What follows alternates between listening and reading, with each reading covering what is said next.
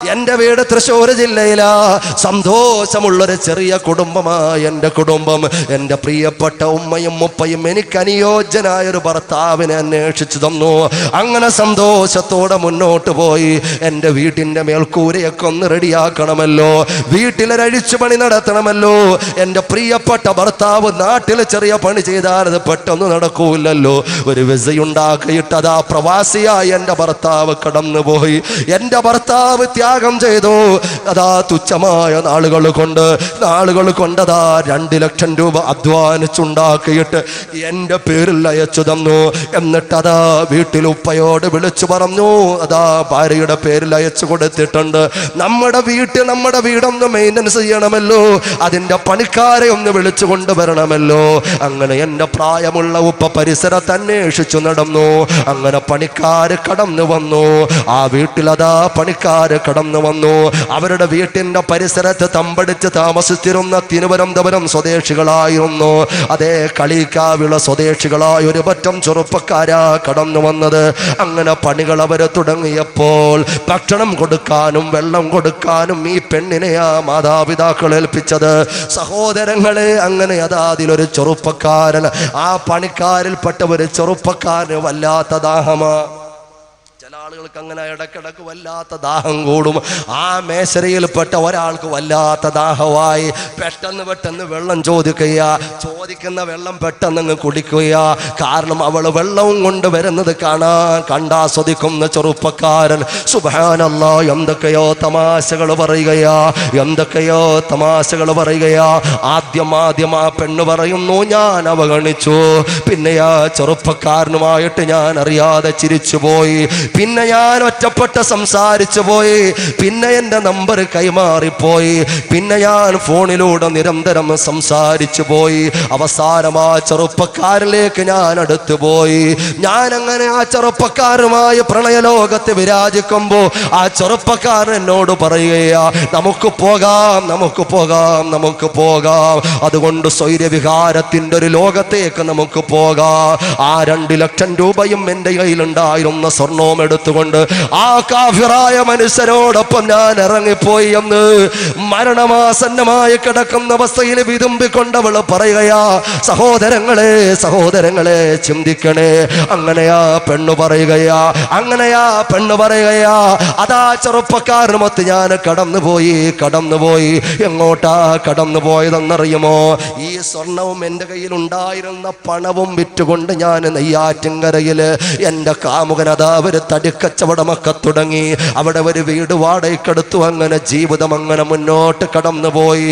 പാതിരാ സമയമാകുമ്പോൾ പട്ടച്ചാരായം അടിച്ചുകൊണ്ട് 4 കാലിൽ കറങ്ങി വരുന്ന കാമുകനെയാ കാണുന്നത്. ഇനി എന്തു ചെയ്യാനാ?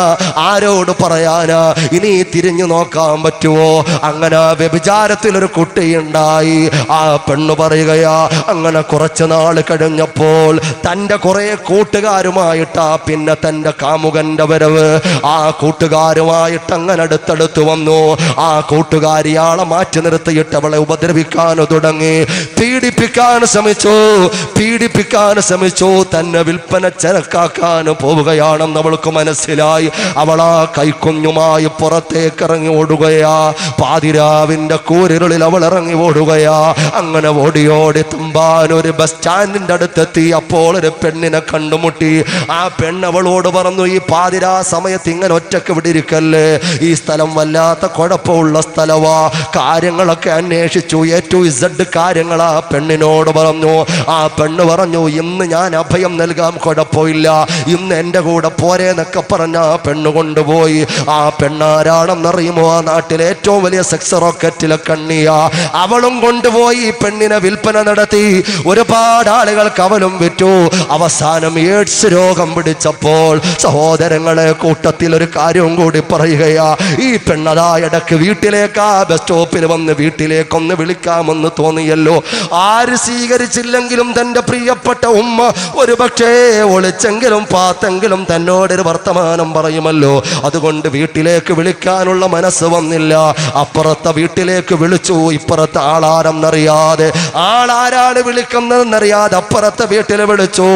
അപ്പോൾ അറിഞ്ഞ കാര്യം എന്താണെന്നറിയുവോ?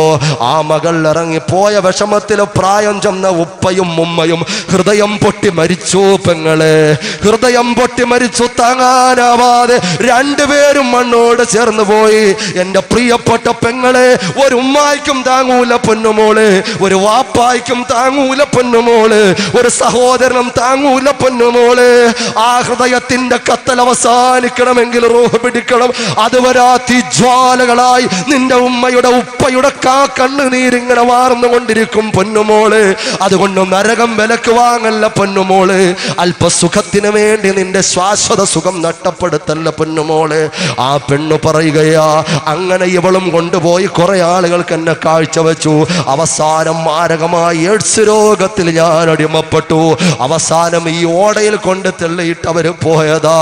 അങ്ങനെയുള്ള പെണ്ണാ ഞാനെന്ന് പറയുമ്പോ ആ പരിസരത്ത് നിന്ന് ഡോക്ടേഴ്സ് ഉൾപ്പെടെ ഈ അൻഷാദ് എന്ന് പറയുന്ന ചെറുപ്പക്കാരൻ ഉൾപ്പെടെ പൊട്ടിക്കറന്നു പോയെങ്കിൽ പെങ്ങളെ അല്ല വിടൂല. പടച്ച തമ്പുരാൻ ഈ ലോകത്ത് തന്നെ വെച്ച് പാഠം പഠിപ്പിക്കുന്ന ഒരു കേസാ, മറന്നു പോകണ്ട. അതുകൊണ്ട് അള്ളാഹുവിന്റെ ദീനിനെ വിട്ട് കളിക്കല്ല മോളെ. അള്ളാഹു അനുവദിച്ചു തന്ന സന്തോഷകരമായ ഒരു ജീവിതത്തെ തച്ചുടക്കല്ല പൊന്നുമോളെ.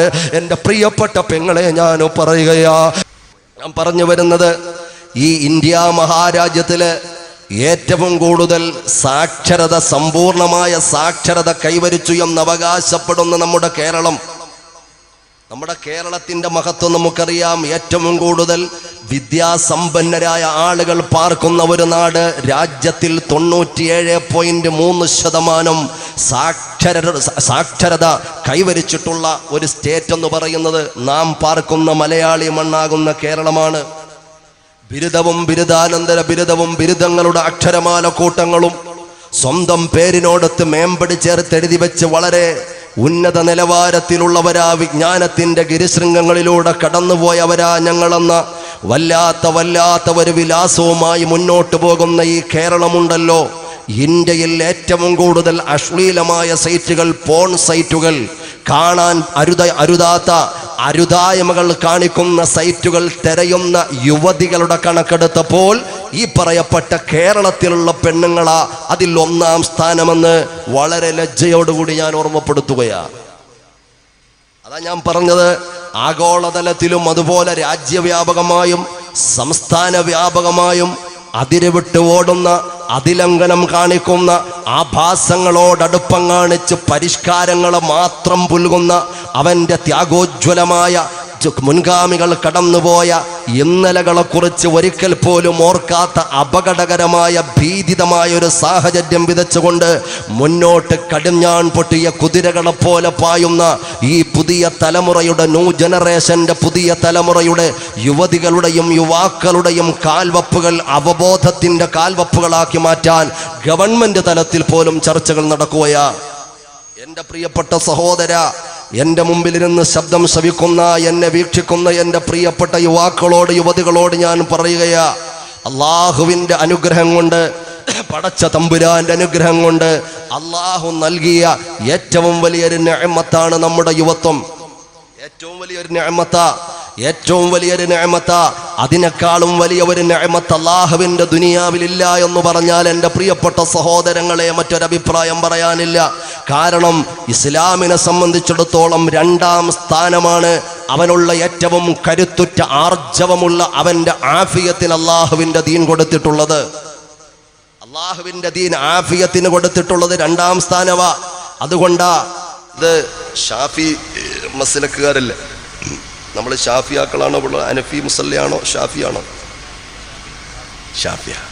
നമ്മളൊക്കെ സുബഹി നിസ്കാരത്തിന്റെ രണ്ടാമത്തെ റക്അത്തിൽ ഇഅ്തിദാലിന് ശേഷം പടച്ച തമ്പുരാനോട് ഇരു കരങ്ങളും ഉയർത്തിക്കൊണ്ട് അല്ലാഹു റബ്ബുൽ ഇസ്സത്തിനോട് പ്രഭാത സമയത്തിൽ നമ്മൾ ചോദിക്കുക, അല്ലാഹുമ്മ ഹ്ദിനാ ഫീമൻ ഹദൈത,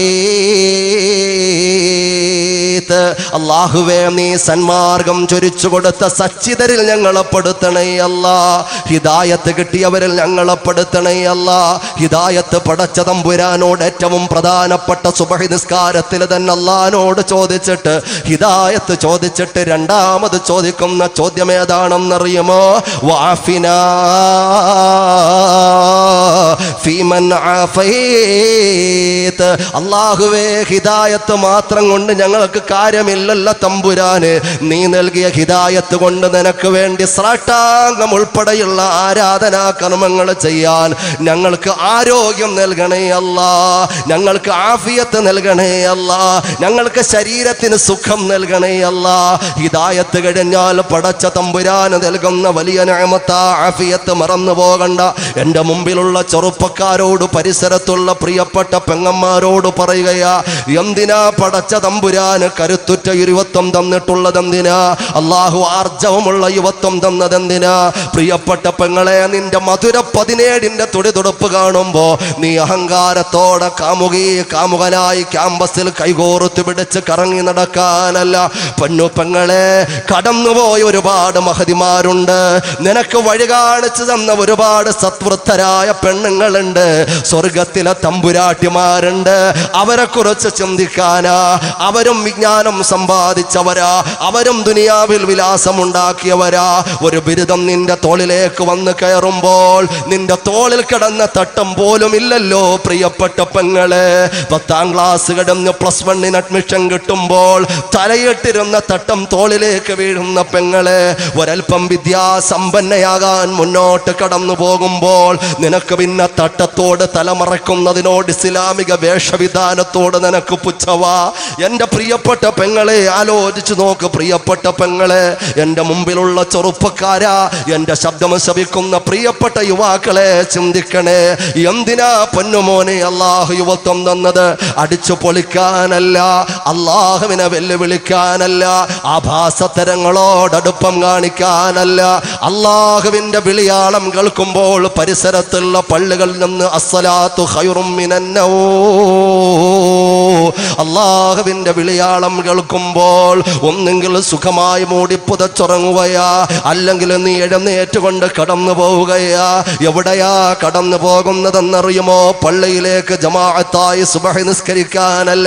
അവൻ പോകുന്നത് ഏതെങ്കിലും ഹെൽത്ത് ക്ലബിലേക്കാ, ജിംനേഷ്യത്തിലേക്കാ, അവന്റെ മസിൽ പവറുകൾ നന്നാക്കാൻ വേണ്ടി പോവുകയാ. കുറെ ചെറുപ്പക്കാർ അവസ്ഥ എന്താ? അവരുടെ ജീവിതമെന്ന് മനോഹരമായ ഒരു സാഹചര്യം. അല്ലാഹു സ്വർഗം സമ്പാദിക്കാൻ തന്ന യുവത്വമുണ്ടല്ലോ, അല്ലാഹു സ്വർഗം സമ്പാദിക്കാൻ തന്ന യുവത്വമുണ്ടല്ലോ. ഈ യുവത്വം പടച്ച തമ്പുരാന്റെ പൊരുത്തത്തിലായി വിനിയോഗിക്കുമ്പോഴാ അസ്രായീൽ അലൈഹിസ്സലാത്തു വസ്സലാമിനെ നല്ലതുപോലെ കാണാൻ പറ്റുക. പറഞ്ഞത് വളരെ ശ്രദ്ധിച്ചൊന്ന് കേൾക്കണേ. അല്ലാഹു തന്നിട്ടുള്ള ഈ ആർജവമുള്ള യുവത്വമുണ്ടല്ലോ, ഈ കരുത്തുള്ള യുവത്വമുണ്ടല്ലോ, ഈ മസിൽ പവറുള്ള യുവത്വമുണ്ടല്ലോ, ഈ തൻ്റെ ഇടമുള്ള യുവത്വമുണ്ടല്ലോ, ആരെയും വെല്ലുവിളിക്കാനുള്ള യുവത്വമുണ്ടല്ലോ. അങ്ങനെയുള്ള വളരെ ആർജവമുള്ള യുവത്വം കൊണ്ട് കിട്ടേണ്ട അമൂല്യമായ സമ്പത്ത് ഏതാണെന്നറിയുവോ? ദുനിയാവിൽ വലിയ ഒരു ആഭാസത്തരത്തിന്റെ വിലാസമല്ല. ഖാബിദുൽ അർവാഹ് മലക്ക് അസ്രായീൽ അലൈഹിസ്സലാത്തു വസ്സലാം. ആളിനെ പരിചയമില്ലാന്ന് തോന്നുന്നു. ആര് വരാന്ന് പറഞ്ഞിട്ട് പറ്റിച്ചാലും 100% വരുന്ന ആളിന്റെ പേരാ പറഞ്ഞത്. ഖാബിദുൽ അർവാഹ് മലക്ക് അസ്രായീൽ അലൈഹിസ്സലാത്തു വസ്സലാം കടന്നു വരുമ്പോൾ ആ അസ്രായീലിന്റെ പിടുത്തത്തിലേക്ക് ചെല്ലുമ്പോൾ നല്ല രൂപത്തിൽ അസ്രായീലിനെ കാണണമോ ചെറുപ്പക്കാരാ? അള്ളാഹുവിന്റെ പൊരുത്തത്തിലായി മരിക്കണമോ? ഇത് പറയുമ്പോ പല യുവാക്കളും ചിന്തിക്കുക, എൻ്റെ പരിസരത്തുള്ള പല യുവതികളും ചിന്തിക്കുക, ഞങ്ങളോടിങ്ങനൊന്നും പറയണ്ട, ഞങ്ങൾ ഒരുപാട് പ്രഭാഷണങ്ങൾ കേൾക്കുന്നവരാ, ഞങ്ങൾ ഒരുപാട് പ്രഭാഷണങ്ങളുടെ CD-കൾ സേവ് ചെയ്തിട്ടുള്ളവരാ, ഞങ്ങൾ ഒരുപാട് പ്രഭാഷണങ്ങളുടെ ക്ലിപ്പുകളിൽ ഞങ്ങളുടെ മൊബൈലുകൾ സൂക്ഷിച്ചിട്ടുള്ളവരാ, ഞങ്ങൾ ദിനംപ്രതി പ്രഭാഷണങ്ങൾ കേൾക്കുന്നവരാ. ഞങ്ങൾക്ക് ഇതൊന്നും കേൾക്കണ്ട, ഞങ്ങൾ ഇപ്പോഴെങ്ങും മരിക്കൂല്ലല്ലോ. 17കാരിയായ തുടിതുടിപ്പുള്ള പെണ്ണെ, നീ ചിന്തിക്കുന്നത് നീ ഇപ്പോഴെങ്ങും മരിക്കൂല്ലെന്ന, നിന്റെ യുവത്വം ഇനിയും ഒരുപാട് കാലം അരങ്ങ് തകർക്കാനുള്ളതെന്ന എൻ്റെ പ്രിയപ്പെട്ട ചെറുപ്പക്കാരാ, നീയും ചിന്തിക്കുന്നതെന്താ പൊന്നുമോനെ? ഉസ്താദേ, സംഭവം ശരിയാ, പ്രഭാഷണങ്ങളൊക്കെ ഞങ്ങളും കേൾക്കുന്നവരാ. പക്ഷേ 20 വയസ്സും 25ഉം 30ഉം വയസ്സുള്ള ഞങ്ങളിപ്പം മരിക്കുകയോ? ഞങ്ങളിപ്പം മരിക്കുവോ? എന്ത് വർത്തമാനമായി പറയുന്നത്? ഞങ്ങൾ പെണ്ണ് കെട്ടാനുണ്ടല്ലോ, കുട്ടികളുണ്ടാകാനുണ്ടല്ലോ, ഞങ്ങൾ തൊഴിൽ മേഖലകളുമായി ബന്ധപ്പെട്ട് മുന്നോട്ട് കടന്നു പോകാനുണ്ടല്ലോ. ഞങ്ങളിപ്പം മരിക്കുകയോ? ഞങ്ങൾ മരിക്കൂല എന്ന് ഞങ്ങൾക്ക് അഭിപ്രായമില്ല. പക്ഷേ ഞങ്ങൾ ഇപ്പം മരിക്കോ ഉസ്താദേ എന്ന് ചിന്തിക്കുന്ന ആളുകളോട് ഞാനൊരൊറ്റ കാര്യം പറയട്ടെയോ? എൻ്റെ നാട്ടിൻ്റെ പരിസരത്ത് ഏതാണ്ട് 6-7 കിലോമീറ്ററുകൾക്കപ്പുറത്ത് എൻ്റെ പ്രിയപ്പെട്ട സഹോദരങ്ങളെ, കാരാളിമുക്കെന്ന് പറയുന്നൊരു പ്രദേശമുണ്ട്. അവിടെ ഒരു കല്യാണത്തിന് പങ്കെടുക്കാൻ വേണ്ടി ഒരു ചെറുപ്പക്കാരൻ തിരുവനന്തപുരം റെയിൽവേ സ്റ്റേഷനിൽ തമ്പാനൂർ റെയിൽവേ സ്റ്റേഷനിൽ നിന്ന് ടിക്കറ്റ് എടുത്തു. തമ്പാനൂർ റെയിൽവേ സ്റ്റേഷനിൽ നിന്ന് ടിക്കറ്റ് എടുത്തു. അയാളതാ ട്രെയിനിൽ കയറുകയാ. 2-2.5 മണിക്കൂർ സഞ്ചരിച്ചാലെത്തുന്ന സ്ഥലമാണ് കരുനാഗപ്പള്ളി എന്ന് പറയുന്ന സ്റ്റോപ്പ്. നിങ്ങൾക്കറിയാം, ദൂരെയൊന്നുമല്ലല്ലോ. ആ കരുനാഗപ്പള്ളിയിലെത്തുമ്പോൾ 2-2.5 മണിക്കൂർ യാത്ര ചെയ്താലെത്തുന്ന കരുനാഗപ്പള്ളിയിൽ ഇറങ്ങി കല്യാണത്തിന് പങ്കെടുക്കാൻ വളരെ സന്തോഷകരമായിട്ടിരിക്കുന്ന ചെറുപ്പക്കാരൻ അവിടെ ഇറങ്ങുന്നില്ല. കരുനാഗപ്പള്ളിയിൽ നിർത്തിയിട്ട ട്രെയിനിൽ ഇറങ്ങുന്നില്ല. ആ ട്രെയിന് മുന്നോട്ട് പോയി കായംകുളം കിടന്നു, ആ ട്രെയിന് ഹരിപ്പാട് കിടന്നു. അത് മുന്നോട്ട് പോയി എറണാകുളവും തൃശ്ശൂരും ഷൊർണൂരും മലപ്പുറവും കോഴിക്കോടും കണ്ണൂരും കാസർഗോഡും അവസാനം മംഗലാപുരത്ത് ആ ട്രെയിൻ എത്തുമ്പോൾ ഒരു പകൽ മുഴുവനും ഒരു രാവിന്റെ അല്പവും സഞ്ചരിച്ചുകൊണ്ട് മംഗലാപുരത്തെ അവസാനത്തെ സ്റ്റോപ്പിൽ ആ ട്രെയിൻ എത്തുമ്പോൾ എല്ലാ ആളുകളും ഇറങ്ങി പുറത്തേക്ക് പോയപ്പോൾ ഒരു ചെറുപ്പക്കാരൻ മാത്രം അത് ക്ലീൻ ചെയ്യാൻ വന്ന ആളുകളുടെ കണ്ണിൽ പെടുകയാ. ഒരു ചെറുപ്പക്കാരൻ അങ്ങനെ ചാരിയിരുന്ന് ഉറങ്ങുന്നത് പോലെ ഇരിക്കുകയാ. അവരോട് ചെന്ന് തട്ടി വിളിച്ച് മുട്ടി വിളിച്ചുകൊണ്ട് പറയുകയാ, എന്തുറക്കമാടാ പൊന്നുമോനെ, സ്റ്റോപ്പ് എത്തിയല്ലോ, എല്ലാവരും ഇറങ്ങിപ്പോയല്ലോ, അവസാനത്തെ സ്റ്റോപ്പാണല്ലോ, എന്തിരുത്തമാ. എൻ്റെ പ്രിയപ്പെട്ട ചെറുപ്പക്കാരാ, പൊന്നുമോനെ, വളരെ ഗൗരവത്തിലൊന്ന് ആലോചിക്കണേ. മുട്ടി വിളിക്കുമ്പോൾ അനക്കമില്ല, തട്ടി വിളിക്കുന്നു, പിടിച്ചു കുലുക്കി നോക്കുന്നു. അല്ലാഹു ആ ചെറിയ യാത്രയിൽ വലിയൊരു യാത്രയ്ക്ക് കൊണ്ടുപോയി ചെറുപ്പക്കാരാ. അസ്രായേൽ കൊണ്ടുപോയി പൊന്നുമോനെ. ഏത് യാത്രയിലാണെന്നറിയുന്നില്ലല്ലോ, ഏത് അപകടത്തിലാണെന്നറിയുന്നില്ലല്ലോ. ഇവിടെ തന്നെ കുറച്ച് നാളുകൾക്ക് മുമ്പ് ഒരു പണ്ഡിതൻ അതാ ആക്സിഡന്റിൽപ്പെട്ട് അദ്ദേഹത്തിന്റെ ആണ്ടിലാണോ അദ്ദേഹത്തിന്റെ അനുസ്മരണത്തിൽ ഞാൻ വന്ന് ആറാട്ടുപുഴയിൽ പ്രഭാഷണം നടത്തിയ ഞാൻ ഓർക്കുകയാ. അങ്ങനെ എത്ര ചെറുപ്പക്കാരാ മരണത്തോടടുത്തു പോയത്. അല്ലാഹുവേ, ഞങ്ങളിൽ നിന്നും മരണപ്പെട്ടു പോയ മുഴുവൻ ആളുകൾക്കും ഖബറിൽ സന്തോഷം നൽകണേ അല്ലാ. ഒന്ന് കേൾക്കണേ സഹോദരങ്ങളെ, കല്യാണക്കുപ്പായം ഇട്ടുകൊണ്ട് കടന്നു പോയത് ഖബറിലേക്കാണെങ്കിൽ തൻ്റെ നാട്ടിൽ നിന്നും മംഗലാപുരത്തേക്ക് അതാ കടന്നു വന്നു ആംബുലൻസിൽ കയറ്റുമ്പോൾ ഒരു രാവും കുറച്ച് പകലും സഞ്ചരിച്ചത് മയ്യിത്തല്ലയോ സഹോദരങ്ങളെ? ആലോചിച്ചു നോക്ക്. ആ ചെറുപ്പക്കാരൻ എപ്പോഴാ മരിച്ചിട്ടുണ്ടാവുക? ആ ചെറുപ്പക്കാരൻ എപ്പോഴാ റൂഹ് പിരിഞ്ഞിട്ടുണ്ടാവുക? കരുനാഗപ്പള്ളി എന്ന് പറയുന്ന സ്റ്റോപ്പ് എത്തുന്നതിന് മുമ്പ് മരിച്ചിട്ടുണ്ടാകണം. അല്ലെങ്കിൽ കരുനാഗപ്പള്ളിയിൽ അയാൾ ഇറങ്ങുമായിരുന്നു, അതിനു മുമ്പ് റൂഹ് പിടിച്ചിട്ടുണ്ടാകണം. പിന്നെ സഞ്ചരിച്ചത് മുഴുവനും മയ്യിത്താ പൊന്നുമോന്, പിന്നെ സഞ്ചരിച്ചത് മുഴുവനും മയ്യിത്താടാ ചെറുപ്പക്കാരാ. വീട്ടിലേക്ക് കടന്നു വരുമ്പോൾ അതാ മംഗലാപുരത്ത് നിന്ന് തന്നെ ആംബുലൻസിലുള്ള പ്രിയപ്പെട്ട വീട്ടുകാരോട് വിളിച്ചു പറയുകയാ, അവരെ കുടുംബത്തിനോട് വിളിച്ചു പറയുകയാ, ഈ മയ്യത്തിന്റെ അവസ്ഥ വല്ലാത്ത അവസ്ഥയാ. കാരണം ഈ മയ്യത്ത് കാറ്റും പൊടിയും വെയിലുമൊക്കെ കൊണ്ടിട്ട് ഈ മയ്യത്തിൽ നിന്ന് വല്ലാത്ത ഗന്ധം വരികയാ. അതുകൊണ്ട് ആരെയും കാണിക്കാൻ സാധ്യമല്ല. എപ്പോഴാ മയ്യത്ത് അവിടെ എത്തുന്നത്? അതുകൊണ്ട് നേരെ അങ്ങ് പള്ളിയിലേക്കാ പോകുന്നത്. പെട്ടെന്ന് തന്നെ ഖബറടക്കാനുള്ള സംവിധാനം ചെയ്യണമെന്ന് പറയുമ്പോൾ എൻ്റെ പ്രിയപ്പെട്ട സഹോദര, ചിന്തിച്ചു നോക്ക്. പാതിരാ 2 മണി സമയത്ത് അവിടെ ചെല്ലുകയാ ആംബുലൻസ്. തൻ്റെ രാവുകളെ പകലാക്കി തന്ന പ്രിയപ്പെട്ട പ്രാണപ്രേയസിയുണ്ടല്ലോ, ഭാര്യയുണ്ടല്ലോ, സഹധർമ്മിണിയുണ്ടല്ലോ, ആ ഭാര്യയെ പോലും ഒരു വട്ടമൊന്ന് കാണിക്കാൻ പറ്റിയില്ല പൊന്നുമോനെ. ആ 2 മണി സമയത്ത് ആ പച്ചമണ്ണിൽ താഴ്ത്തി വെച്ചതാ. കല്യാണത്തിന് വേണ്ടി ഒരുങ്ങി പുറപ്പെട്ട ചെറുപ്പക്കാരനാ. ഇത്രയും വിലാസമായി ഉള്ളു പൊന്നുമോനെ. ഈ യുവത്വം കൊണ്ടൊരുപാട് സമ്പാദിക്കാനുണ്ടടാ. നീ കണ്ണടഞ്ഞെന്ന് കേൾക്കുമ്പോൾ കണ്ണ് നിറയാൻ ഒരു കൂട്ടം ആളുകൾ നിന്റെ പിന്നിൽ വേണം. എന്താ പറഞ്ഞത്? നീ മരിച്ചെന്ന് കേൾക്കുമ്പോ അൽഹംദുലില്ലാ ആ കാലം പോയി കിട്ടിയല്ലോ, ഇനി അവരുടെ വീട് നന്നാകും, ഇനി അവരുടെ നാട് നന്നാകും, ഇനി ആ നാട്ടിലെ സന്തോഷം ഉണ്ടാകും, ഇനി ആ നാട്ടിലുള്ള പെൺകുട്ടികൾക്ക് നേരെ ചൊവ്വേ ബസ് സ്റ്റോപ്പിൽ നിൽക്കാൻ പറ്റും, ഇനി ആ നാട്ടിലുള്ളവർക്ക് പ്രശ്നം ഉണ്ടാവൂല, ഇനി അവിടെ മദ്യത്തിന്റെ കുപ്പികൾ കിടക്കൂല, ഇനി അവിടെ പോലീസുകാർ വന്നു കയറൂല, അൽഹംദുലില്ലാ അവനങ്ങ് പോയി കിട്ടിയല്ലോ എന്ന് നിന്റെ പരിസരത്തുള്ള ആളുകൾ പറയുന്നൊരവസ്ഥയുണ്ട്. പൊന്നുമോനെ, അള്ളാഹുവിന്റെ കത്തിക്കാളുന്ന നരക സമാനമായ ഖബർ മാറും മറന്നു പോകണ്ട. മറിച്ച് നീ കണ്ണടയുമ്പോൾ കണ്ണുകൾ നിറയാൻ ഒരു കൂട്ട ആളുകൾ വേണം.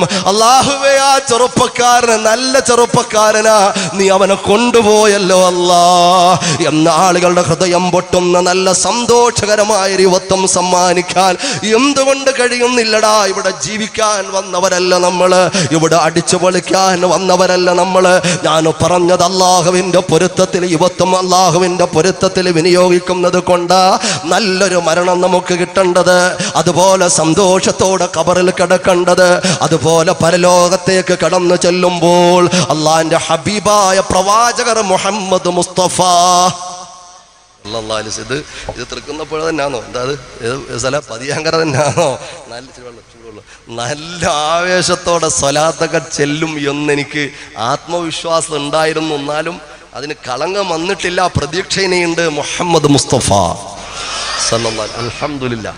നല്ല അഹ്ലുസുന്നത്തി വൽ ജമാഅത്തിന്റെ പാരമ്പര്യമുള്ള നാട് അല്ലാഹു തആല നിലനിർത്തി തരട്ടെ, അള്ളാഹു നിലനിർത്തി തരട്ടെ. ഐക്യത്തോടെ സുന്നത്തി ജമാഅത്തിന്റെ പ്ലാറ്റ്ഫോമിൽ ഉറച്ചു നിന്ന് മുന്നേറാനുള്ള വലിയ തൗഫീഖ് അള്ളാഹു നൽകുമാറാകട്ടെ. അൽഹംദുലില്ലാ. അതുകൊണ്ട്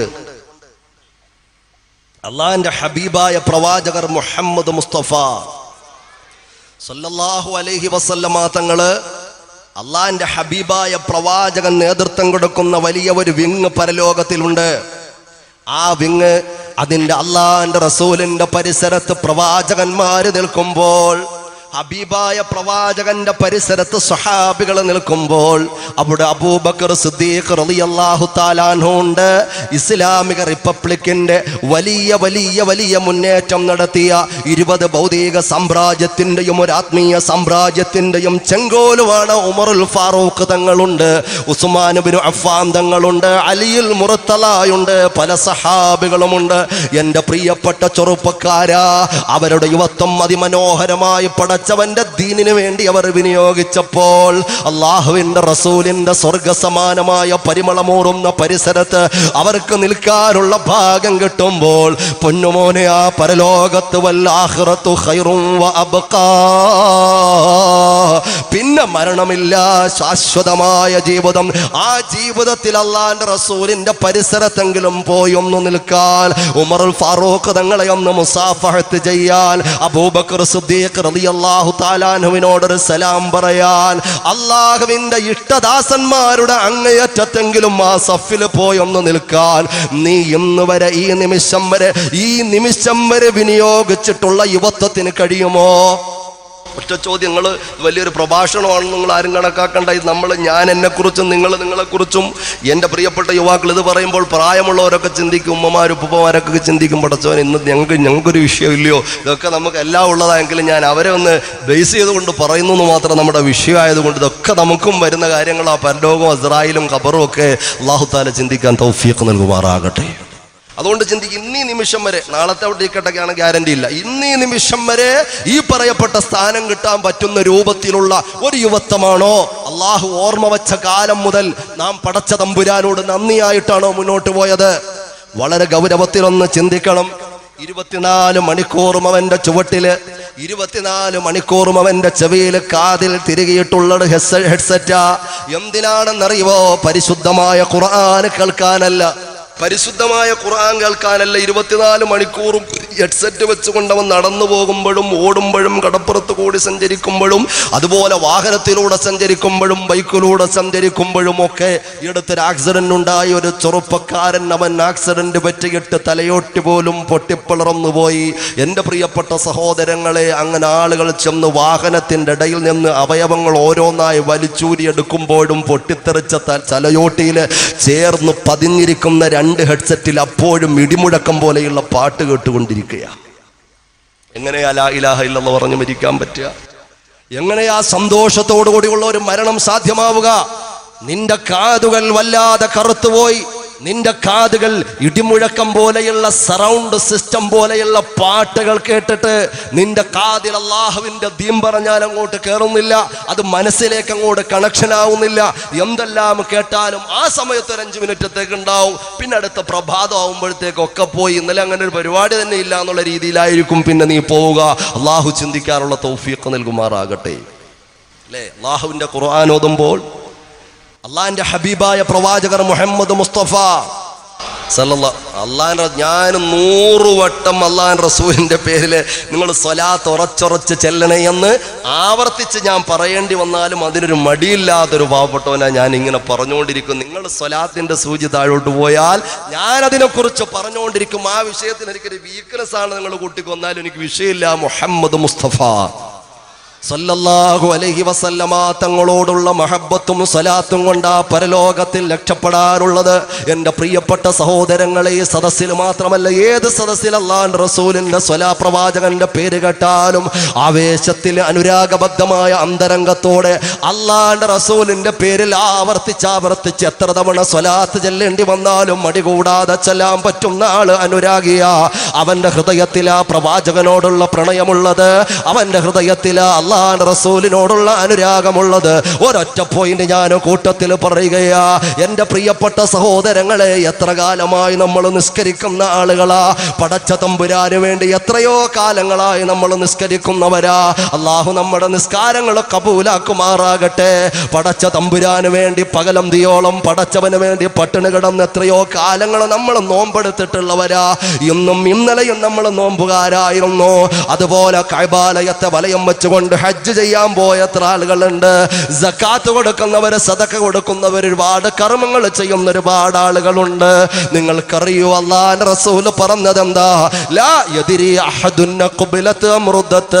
ഒരു അമലും അല്ലാഹു 100% സ്വീകരിച്ചു എന്ന് ചങ്കൂറ്റത്തോടെ ഉറപ്പ് പറയാൻ നമ്മളെ കൊണ്ടാവൂല.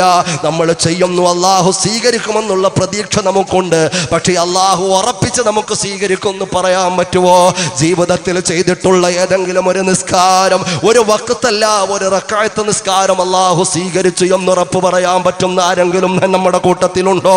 ഒരു ദിവസത്തെ നോമ്പ് അല്ലാഹു സ്വീകരിച്ചു എന്ന് പറയാൻ പറ്റുമോ? പടച്ച തമ്പുരാൻ സ്വീകരിച്ച് തെരുമാറാകട്ടെ. അങ്ങനെ ഒരു അമലിനെ കുറിച്ച് നമുക്ക് ഉറപ്പിക്കാൻ സാധ്യമല്ല എങ്കിൽ അല്ലാഹുവിന്റെ ഭൂമിയുടെ പുറംതൊലിയിൽ 100% ഉറപ്പിക്കാൻ പറ്റുന്ന ഒരു അമലുണ്ട്. രണ്ടാമതൊരു അമലില്ല. 100% അല്ലാഹു സ്വീകരിക്കുമെന്ന് ഉറപ്പുള്ള ഒരേ ഒരു അമൽ ഏതാണെന്നറിയുമോ? ഇന്നല്ലാഹ വ മലായികതഹു യുസല്ലൂന അലൻ നബി യാ അയ്യുഹല്ലദീന ആമനൂ സല്ലു അലൈഹി വസല്ലിമൂ തസ്ലീമാ. ആരംഭ പൂവായ മുഹമ്മദ് മുസ്തഫ സല്ലല്ലാഹു അലൈഹി വസല്ലം തങ്ങളുടെ പേരിലുള്ള സ്വലാത്ത്, നിങ്ങൾ ആ ഒരൊറ്റ വാക്ക് മാത്രം ചിന്തിച്ചാൽ ആ സ്വലാത്തിന്റെ പവർ നമുക്ക് മനസ്സിലാവും. അതുകൊണ്ടാ പറഞ്ഞത് 100% അല്ലാഹു സ്വീകരിക്കുമെന്ന് ഉറപ്പുള്ള ഒരു അമൽ ചെയ്യാൻ കിട്ടുന്ന അവസരം, അങ്ങനെ കിട്ടുന്നൊരവസരം നമ്മൾ നഷ്ടപ്പെടുത്തിയാൽ അതിനേക്കാളും വലിയ നഷ്ടം ജീവിതത്തിൽ പിന്നെ വേറെ വരാനില്ല. അള്ളാഹു ചിന്തിക്കാൻ തൗഫീഖ് തരട്ടെ. ഞാൻ പറഞ്ഞത് അള്ളാഹിന്റെ ഹബീബ് മുഹമ്മദ് മുസ്തഫ സല്ലല്ലാഹു അലൈഹി വസല്ലം തങ്ങൾ പറയുകയാ. എന്തിനാ ഞാൻ പറയുന്നത്? എപ്പോൾ നോക്കിയാലും അവന്റെ ചുവട്ടിൽ ഹെഡ്സെറ്റ് വെച്ചുകൊണ്ട് പാട്ട് കേട്ട് സംഗീതം ആസ്വദിച്ചുകൊണ്ട് നടക്കുന്നവർ, എപ്പോൾ നോക്കിയാലും ടെലിവിഷന്റെ മുമ്പിൽ സമയം ഹോമിച്ച് കളയുന്ന, അതിൻ്റെ മുമ്പിൽ തപസ്സിരിക്കുന്ന പ്രിയപ്പെട്ട പെങ്ങളെ, അല്ലാഹുവിന്റെ ഹബീബായ പ്രവാചകന് മഹാനായ ഇബ്നു മസ്ഊദ് റളിയല്ലാഹു തആല അൻഹുവിനെ തൊട്ടുദ്ധരിക്കുന്ന മുത്തഫഖുൻ അലൈഹിയായ ഹദീസ് അല്ലയോ? അല്ലാഹുവിന്റെ റസൂൽ എന്നോട് പറഞ്ഞു, മഹാനവറുകൾ പറയുകയാ, ഇബ്നു മസ്ഊദ് റളിയല്ലാഹു തആല അൻഹു പറയുകയാ, ഖാല ലി അന്നബിയു സല്ലല്ലാഹു അലൈഹി വസല്ലം, അല്ലാഹുവിന്റെ ഹബീബായ പ്രവാചകൻ എന്നോട് പറഞ്ഞു, ഇഖ്റഅ അലയ്യൽ ഖുർആൻ. അല്ലാഹു അല്ലാഹുവിന്റെ ഹബീബിനോട് പറയുകയാ, അല്ലയോ ഇബ്നു മസ്ഊദ്, എനിക്കൊന്ന് ഖുർആൻ ഓതി തരുമോ, എനിക്കൊന്ന് ഖുർആൻ ഓതി തരുമോ? എൻ്റെ പ്രിയപ്പെട്ട സഹോദരങ്ങളെ, 3×10⁸ വേഗതയിൽ സഞ്ചരിക്കുന്ന പ്രകാശം, ഒരു സെക്കൻഡിൽ 3 ലക്ഷം കിലോമീറ്റർ സഞ്ചരിക്കുന്ന പ്രകാശമുണ്ടല്ലോ, ആ പ്രകാശം കൊണ്ട് പടക്കപ്പെട്ട മലക്കുകളിൽ പ്രമുഖനായ മുഖറബുൽ അംലാക്ക് മലക്ക് ജിബ്രീൽ അലൈഹിസ്സലാത്തു വസ്സലാം ഏതൊരു പ്രകാശത്തിന് വേണ്ടി ഓതിക്കൊടുത്തോ, ആ പ്രകാശമായി ഇബ്നു മസ്ഊദ് റളിയല്ലാഹു തആല അൻഹുവിനോട് പറയുന്നത്, എനിക്കൊന്ന് ഓതി തരുമോ ഖുർആൻ? ഉടൻ തന്നെ ഇബ്നു മസ്ഊദ് റളിയല്ലാഹു തആല അൻഹു ചോദിക്കുകയാ, വഅലൈക ഉൻസിലാ വഅലൈക ഉൻസിലാ, അല്ലാഹുവിന്റെ ഹബീബായ പ്രവാചകരെ, അങ്ങയുടെ മേലല്ലയോ ഈ ഖുർആൻ അവതരിപ്പിക്കപ്പെട്ടത്? അല്ലാഹുവിന്റെ റസൂലേ, അഖറഉ അലൈക, അങ്ങയുടെ മേൽ ഞാൻ ഓതി തരികയോ? അങ്ങയുടെ മേൽ അവതരിപ്പിക്കപ്പെട്ട ഖുർആൻ അല്ലയോ ഈ പാവപ്പെട്ട ഇബ്നു മസ്ഊദ് നിങ്ങൾക്ക് ഓതി തരികയോ? ഉടൻ തന്നെ അല്ലാഹുവിന്റെ റസൂൽ പറഞ്ഞത് എന്താണെന്നറിയുവോ? ഖാല ഇന്നി ഉഹിബ്ബു അൻ അസ്മഅഹു മിൻ ഗൈരി, മറ്റൊരാളിൽ നിന്ന് ഖുർആൻ കേൾക്കാൻ എനിക്കിഷ്ടമായി ഇബ്നു മസ്ഊദ്. ഒരാൾ ഓതുന്നത് കേൾക്കാൻ, ഖുർആനിന്റെ ശബ്ദവീജികൾ എൻ്റെ ശ്രവണപുടങ്ങൾക്ക് വളരെ മനോഹരവും മനോഹാരിതയുമാ, അതുകൊണ്ട് എനിക്ക് ഓതിത്തരൂ എന്ന് പറയുമ്പോൾ ഫഖറഅതു അലൈഹി, ഞാൻ അല്ലാഹുവിന്റെ റസൂലിന്റെ മേൽ ഓതിക്കൊടുത്തു സൂറത്തുൻ നിസാ. നിസാ സൂറത്തിനെ ഞാൻ അല്ലാഹുവിന്റെ റസൂലിന് ഓതിക്കൊടുത്തു. ഹത്താ ജിഅ്തു ഇലാ ഹാദിഹിൽ ആയ, അങ്ങനെ ഞാൻ ഒരു ആയത്തിന്റെ അടുത്തെത്തി. ഫകൈഫ ഇദാ ജിനാ മിൻ കുല്ലി ഉമ്മത്തിൻ ബിശഹീദ് വജിനാ ബിക അലാ ഹൗലാഇ ശഹീദാ. ഉടൻ തന്നെ സമുദായവുമായി ബന്ധപ്പെട്ട ആയത്തങ്ങോതിയപ്പോൾ, സമുദായവുമായി ബന്ധപ്പെട്ട ആയത്തോതിയപ്പോ അല്ലാഹുവിന്റെ ഹബീബായ പ്രവാചകം പറയുകയാ, ഖാല ഹസ്ബുക അൽആൻ, മതി ഇബ്നു മസ്ഊദ്, ഇവിടെ നിർത്തൂ ഇബ്നു മസ്ഊദ്. ഞാനങ്ങനെ ഖുർആൻ ഓതൽ നിർത്തി. അല്ലാഹുവിന്റെ ഹബീബിന്റെ ആ വജ്ഹിലേക്ക്, മുഖത്തേക്ക് ഞാൻ നോക്കുമ്പോൾ അല്ലാഹുവിന്റെ റസൂലിന്റെ കണ്ണിൽ നിന്നും കണ്ണുനീര് ധാരധാരയായി ഒഴുകുകയാ. അല്ലാഹുവിന്റെ റസൂൽ പോലും ഖുർആൻ കേൾക്കാൻ ഇഷ്ടപ്പെടുമ്പോൾ അല്ലാഹുവിന്റെ റസൂലിന്റെ സമുദായം ഏത് സമയം ഒരല്പം ഒഴിവ് കിട്ടിയാൽ സംഗീതം ആസ്വദിക്കാൻ ഇഷ്ടപ്പെടുന്നു. ഇത് എത്ര വലിയ വൈരുദ്ധ്യമാണ്! അല്ലാഹു ചിന്തിക്കാൻ തൗഫീഖ് നൽകി അനുഗ്രഹിക്കുമാറാകട്ടെ. അല്ലേ? ഇതെല്ലാം പടച്ച തമ്പുരാന്റെ മുമ്പിൽ പ്രത്യക്ഷപ്പെടുന്നൊരു ലോകവും കാലവും സമയവും വരാനുണ്ട് എന്ന് നമ്മുടെ പുതിയ തലമുറയ്ക്ക് അല്ലാഹു നല്ല ബോധനം നൽകി അനുഗ്രഹിക്കുമാറാകട്ടെ. എൻ്റെ പ്രിയപ്പെട്ട യുവാക്കളോട് വളരെ സ്നേഹപൂർവ്വം ഞാൻ പറയുക, നമ്മുടെ യുവത്വം ഏതെങ്കിലും കടത്തിണ്ണകളിലും ഓരങ്ങളിലും ചെലവഴിച്ച് തീർക്കാനുള്ളതല്ല. നമുക്കൊരുപാട് സ്വാലിഹ്യങ്ങൾ, ഞാൻ ചോദിക്കട്ടെ, ഈ സമുദായത്തെ മറ്റുള്ളവരുടെ മുമ്പിൽ പരിചയപ്പെടുത്താനുള്ള കർത്തവ്യം, ബാധ്യത ഏറ്റവും കൂടുതൽ ആരെടുത്താ? മറ്റുള്ള ആളുകൾ ഇസ്ലാമിനെ കണ്ട് പഠിക്കുന്നത് എവിടെ നിന്നാ? ഞാൻ എൻ്റെ പ്രിയപ്പെട്ട ചെറുപ്പക്കാരോട് ചോദിക്കുക, നിങ്ങളെ കാണുമ്പോൾ ആർക്കെങ്കിലും ഇസ്ലാമിനെ പഠിക്കാൻ പറ്റുന്നുണ്ടോ?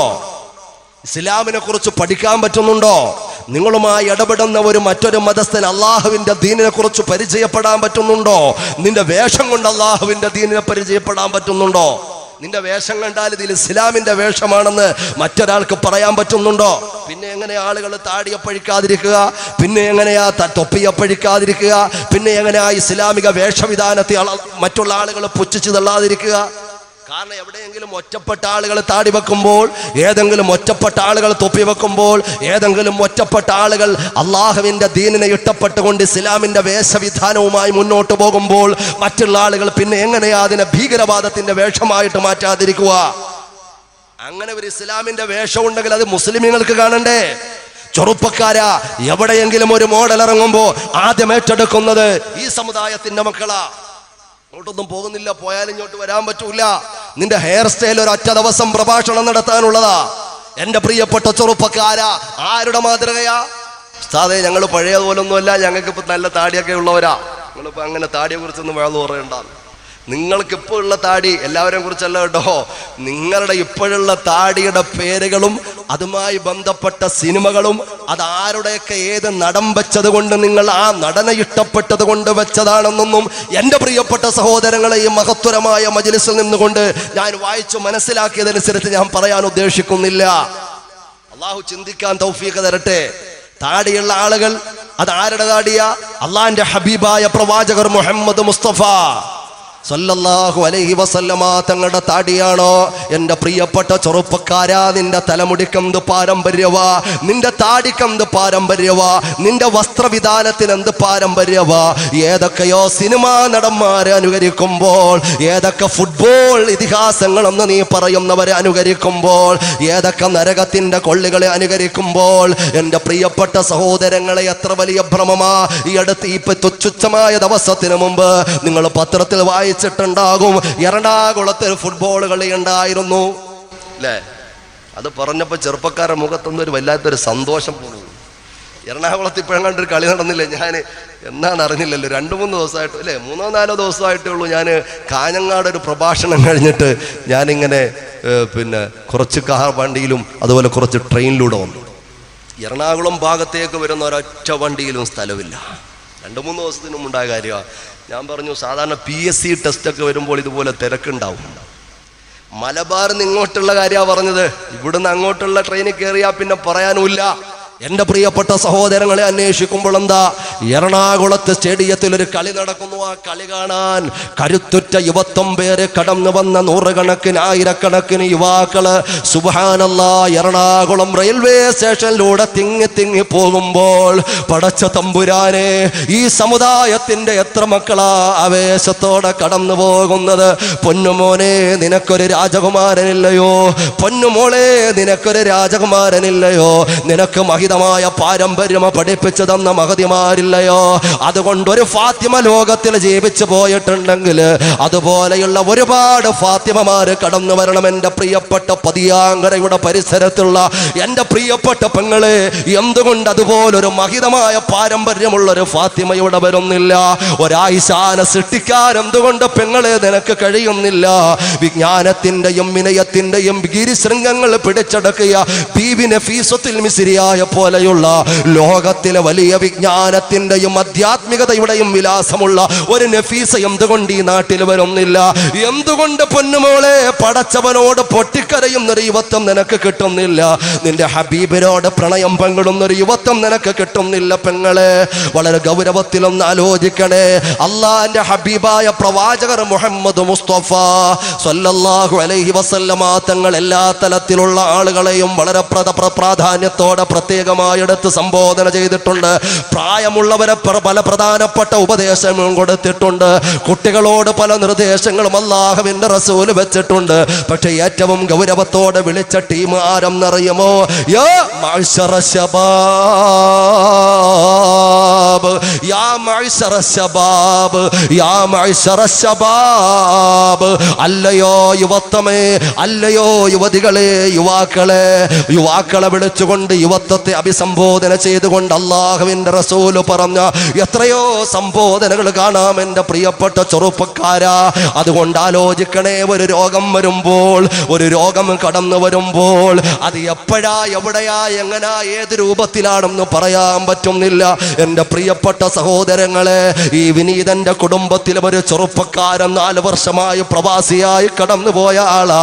ആ ചെറുപ്പക്കാരൻ പെട്ടെന്ന് തന്നെ നിർത്തി വരാൻ വേണ്ടിയിട്ട് എല്ലാ വർഷവും 10 മാസം കഴിയുമ്പോൾ വളരെ കൃത്യമായി വീട്ടിലെത്തുന്ന ഒരു സഹോദരനാ. വിദേശിയാ, പ്രവാസിയാ. അങ്ങനെ അവസാനം എല്ലാം ക്ലോസ് ചെയ്ത് വരാൻ ഉദ്ദേശിച്ച് ആലോചിക്കണേ, 4 വർഷം കണ്ടിന്യൂ ആയിട്ട് അങ്ങ് ഗൾഫിൽ നിന്നു. അങ്ങനെ തുച്ഛമായ 4 ദിവസങ്ങൾക്ക് മുമ്പ് അദ്ദേഹം കടന്നു വന്നു. സഹോദരങ്ങളെ, വലിയ ഒരു മാരകമായ രോഗവുമായിട്ടാ കടന്നു വന്നത്. എൻ്റെ പ്രിയപ്പെട്ട സഹോദരങ്ങളെ, ആലോചിക്കണേ, ഇപ്പോൾ എറണാകുളം മെഡിക്കൽ ട്രസ്റ്റ് ഹോസ്പിറ്റലിൽ അഡ്മിറ്റ് ആയിട്ട് കിടക്കുകയാ, ICUവില.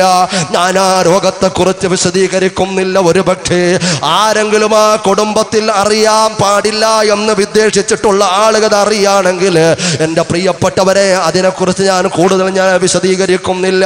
അങ്ങനെ എങ്ങാനും ഉടൻ തന്നെ ആ ചെറുപ്പക്കാരൻ്റെ ചെവിയിൽ ഈ വാർത്ത എത്തിയാൽ ഒരു പക്ഷേ ആ ചെറുപ്പക്കാരന് താങ്ങാൻ പറ്റൂല. നിങ്ങളെല്ലാവരും ഇഖ്ലാസോടൊന്ന് ദ്വാരക്കണേ. കാരണം അവിടുന്ന് എന്നോട് വിളിച്ച് അവിടുന്ന് അതാ എൻ്റെ പ്രിയപ്പെട്ട കുടുംബക്കാരനോട് പറഞ്ഞതാ, സദസ്സിൽ ദ്വാരക്കണം. തലയോട്ടി പോലും ഇളക്കിയിട്ട് ഓപ്പറേഷൻ വേണ്ട വല്ലാത്തൊരവസ്ഥയാ. പടച്ചവനെ, നീ കാത്തു രക്ഷിക്കണേ അല്ലാ. ഇഖ്ലാസോടൊന്ന് ആമീൻ പറയണേ. എവിടെയാ ആരുടെ ഹൃദയം നൊമ്പര ഉത്തരം കേട്ടിട്ടാ പടച്ചവൻ സ്വീകരിക്കുന്നതെന്ന് പറയാൻ പറ്റുകയില്ല. പാപത്തിന്റെ പരിസരത്ത് പോലും എത്താത്ത ചെറിയ മക്കൾ ഇവിടെയുണ്ട്. പ്രായം ചെന്ന ഒരുപാട് ഉപ്പഉമ്മമാരിവിടെയുണ്ട്. അള്ളാഹുവിനെ പേടിയുള്ള ഒരുപാട് ഹൃദയമുള്ള യുവതികൾ യുവാക്കൾ ഈ പരിസരത്തുണ്ടാവാം. ആരുടെ ദുആ ആണ് ആമീനാണെന്ന് പറയാൻ പറ്റുകയില്ല. അള്ളാഹുവേ നീ ശിഫാഉം നൽകണേ അല്ലാ, ആഫിയത്ത് നൽകണേ അല്ലാ, ദീർഘായുസ്സ് നൽകണേ അല്ലാ. പടച്ചവനെ ആ ഒരു ക്രിട്ടിക്കൽ ലെവലില് തരുണം ചെയ്യാനുള്ള തൗഫീഖ് നൽകണേ അല്ലാ. അത്തരത്തിലുള്ള മാരകമായ രോഗങ്ങളെ തൊട്ട് ഞങ്ങളെ നീക്കാക്കണേ അല്ലാ. അള്ളാന്റെ ഹബീബായ പ്രവാചകർ മുഹമ്മദ് മുസ്തഫ സല്ലല്ലാഹു അലൈഹി വസല്ലം തങ്ങൾ പറഞ്ഞു, രോഗം വരുന്നതിന് മുമ്പ് നിന്റെ ആരോഗ്യാവസ്ഥ അള്ളാഹുവിൻ്റെ പൊരുത്തത്തിന് വേണ്ടി നീ സമ്പാദിക്കാൻ വിനിയോഗിച്ചോ. എത്ര വളരെ കൃത്യമായ ഒരു വല്ലാത്തൊരു വർത്തമാനമാണ് അള്ളാഹിൻ്റെ ഹബീബ് മുഹമ്മദ് മുസ്തഫ. ഞാൻ എൻ്റെ പ്രിയപ്പെട്ട സഹോദരങ്ങളോട് പറയാം, സമുദായത്തിന് എന്താണ് സമുദായത്തിൻ്റെ അജണ്ട എന്ന് പഠിപ്പിച്ചു കൊടുക്കേണ്ട ആളുകളായ യുവാക്കൾ, മറ്റുള്ളവരുടെ മുമ്പിൽ അവതരിപ്പിച്ചു കൊടുക്കേണ്ടവരായ യുവാക്കൾ. ആ യുവാക്കളെ കണ്ട് മറ്റുള്ള മതക്കാർ എന്ന് പുച്ഛിക്കുന്ന വല്ലാത്തൊരു ദുരന്താവസ്ഥയാ. അല്ലാഹു തആല കാത്തിരക്ഷിക്കുമാറാകട്ടെ. അത് ആഘോഷവേളകളാണെങ്കിലും അത് വിവാഹവേളകളാണെങ്കിലും വിവാഹത്തിന്റെ അനാവശ്യമായ ആചാരങ്ങളെ കുറിച്ച് പറയാനുള്ള സമയം പോരാ, അതൊരു ദിവസം മുഴുവനും പറയാനുള്ളതാ. അല്ലാഹു തആല ഈ സമുദായത്തെ കാത്തിരക്ഷിക്കുമാറാകട്ടെ. അല്ലേ, ഒരു നാട്ടില് 10 യുവാക്കൾ നന്നായാൽ ആ നാട് നന്നാവും. ഒരു നാട്ടില് 10 യുവാക്കൾ മോശപ്പെട്ടാൽ ആ നാടിനെ പിന്നെ ആര് പിടിച്ചാലും കിട്ടൂല. ഒരാലോചന വരുമ്പം പറയൂ അങ്ങോട്ട് പോലെ, ആ ഏരിയ അത്ര ശരിയുള്ള ഏരിയ അല്ല, അങ്ങോട്ട് ആലോചനയായിട്ട് പോകണ്ട, ആ ഏരിയ അത്ര ശരിയുള്ള ഏരിയ ഒന്നുമല്ല. എന്താ ഈ 10 യുവാക്കളുടെ ഗുരുത്തക്കേട് കൊണ്ടുണ്ടായി തീർന്ന മോശപ്പെട്ടൊരു വിലാസം അല്ലാഹു തആല കാത്തിരക്ഷിക്കുമാറാകട്ടെ. അതുകൊണ്ട് തിരിഞ്ഞു നോക്കിയാൽ നമുക്കൊരുപാട് ആത്മാഭിമാനത്തോടെ ലോകത്തിന്റെ മുമ്പിൽ വെക്കാൻ പറ്റുന്ന യുവത്വമുണ്ട്, മറന്നു പോകേണ്ട.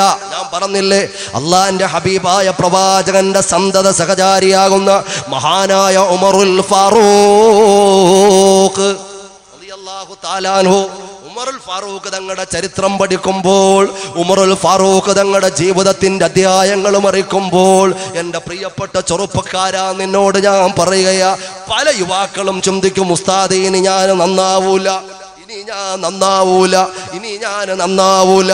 ഇന്നലെയും ഒരു ചെറുപ്പക്കാരൻ മഞ്ചേരി ഭാഗത്ത് ഒരു കോളേജിൽ നിന്നും എന്നെ വിളിച്ചുകൊണ്ട് പറയുകയാ, ഞാൻ എന്തൊക്കെ ഉപദേശ വർത്തമാനങ്ങൾ പരിചയത്തിന്റെ പുറത്ത് പറഞ്ഞപ്പോൾ ആ ചെറുപ്പക്കാരൻ പറയും, എങ്ങനാ ഉസ്താദേ ഇനി എനിക്ക് നന്നാവാൻ പറ്റുക?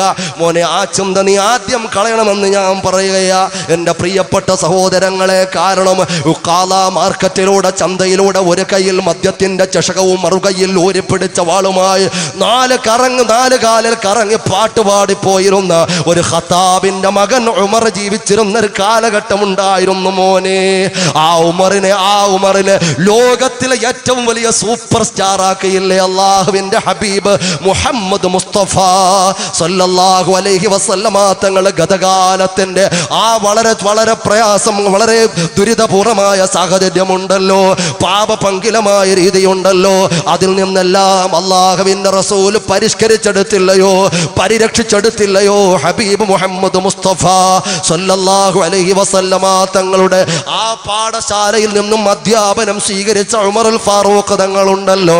കരുണ പറ്റിപ്പോയ കൊലപാതകങ്ങളും അതുപോലെ കലാപങ്ങളും കാലിടുന്ന യുവത്വവുമായി മുന്നോട്ട് പോകുന്ന ഒരുപാട് യുവാക്കൾക്കും യുവതികൾക്കും ഒരുപാട് മാതൃകയുടെ പാഠങ്ങൾ പഠിപ്പിച്ചു ഉമറുൽ ഫാറൂഖ് റളിയല്ലാഹു തആല അൻഹു. ഞാൻ എൻ്റെ പ്രിയപ്പെട്ട ചെറുപ്പക്കാരോട് പറയുകയാ, ഈ കാലഘട്ടത്തിന്റെ ഏറ്റവും വലിയ ദുരന്തം എന്താണെന്നറിയുമോ? കരുണയില്ലാത്ത യുവത്വമാ. ഒരു പാവപ്പെട്ടവനെ കാണുമ്പോൾ കരുണ തോന്നുന്നുണ്ടോ ചെറുപ്പക്കാരാ? ഒരംഗവൈകല്യമുള്ള ആൾ റോഡിലൂടെ കടന്നു പോകുമ്പോൾ നിനക്ക് നല്ല ആരോഗ്യമുണ്ട്, അയാളെ കാണുമ്പോൾ നിനക്ക് പരിഹാസം തോന്നുകയാ.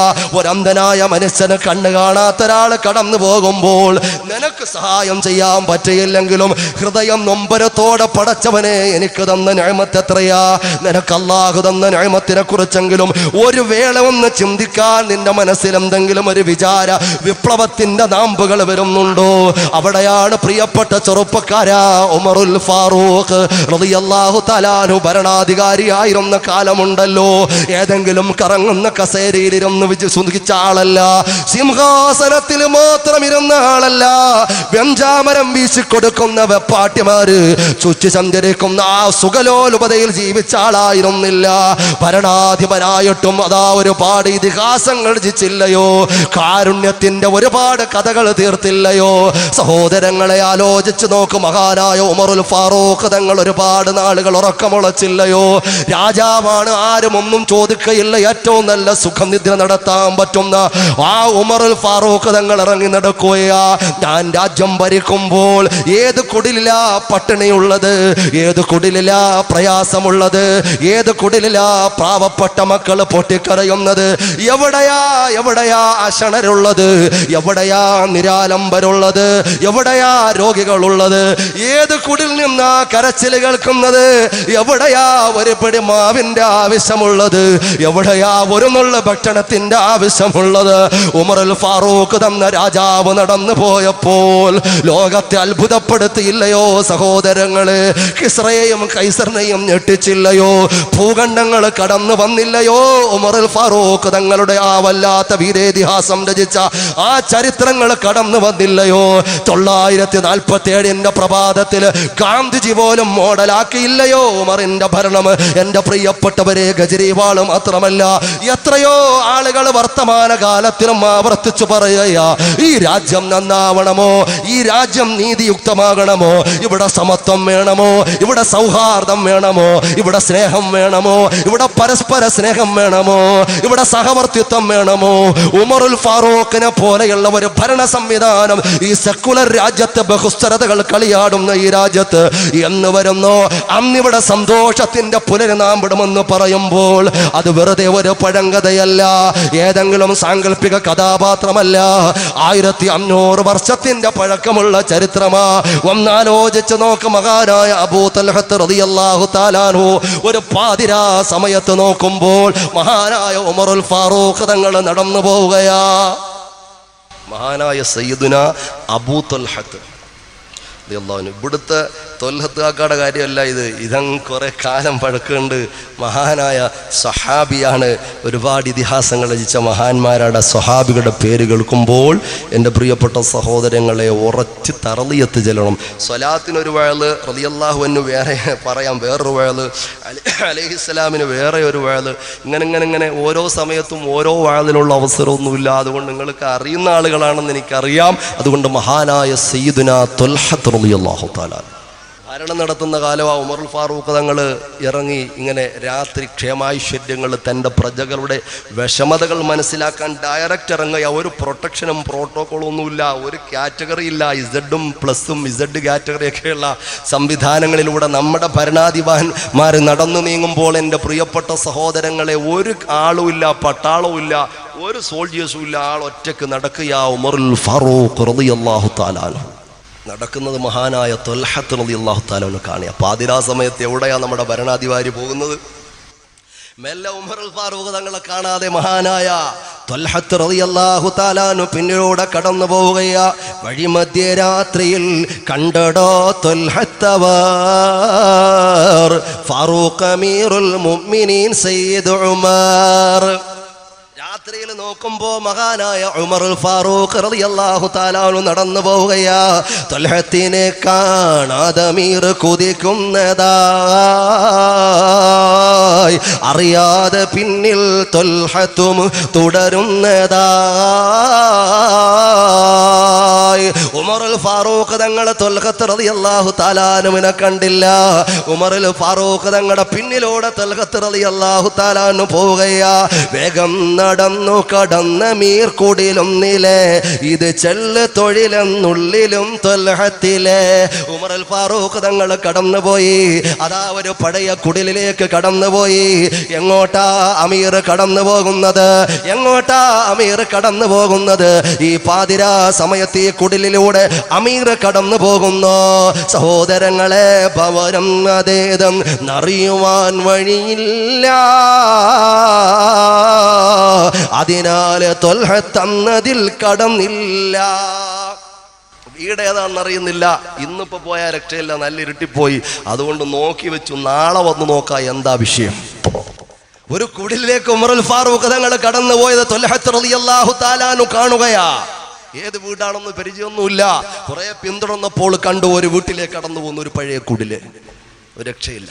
ഇപ്പൊ രാത്രി പോകുന്നത് ശരിയാവില്ല. അതുകൊണ്ട് വീടും കറക്റ്റ് പ്ലേസ് ഒക്കെ നോക്കി എല്ലാം നോക്കി വെച്ചിട്ട് നാളെ രാവിലെ ഒന്ന് വന്ന് അന്വേഷിച്ച് നോക്കാമെന്ന് വിചാരിച്ചു. ഭവനം അതേതെന്നറിയുവാൻ വഴിയില്ല.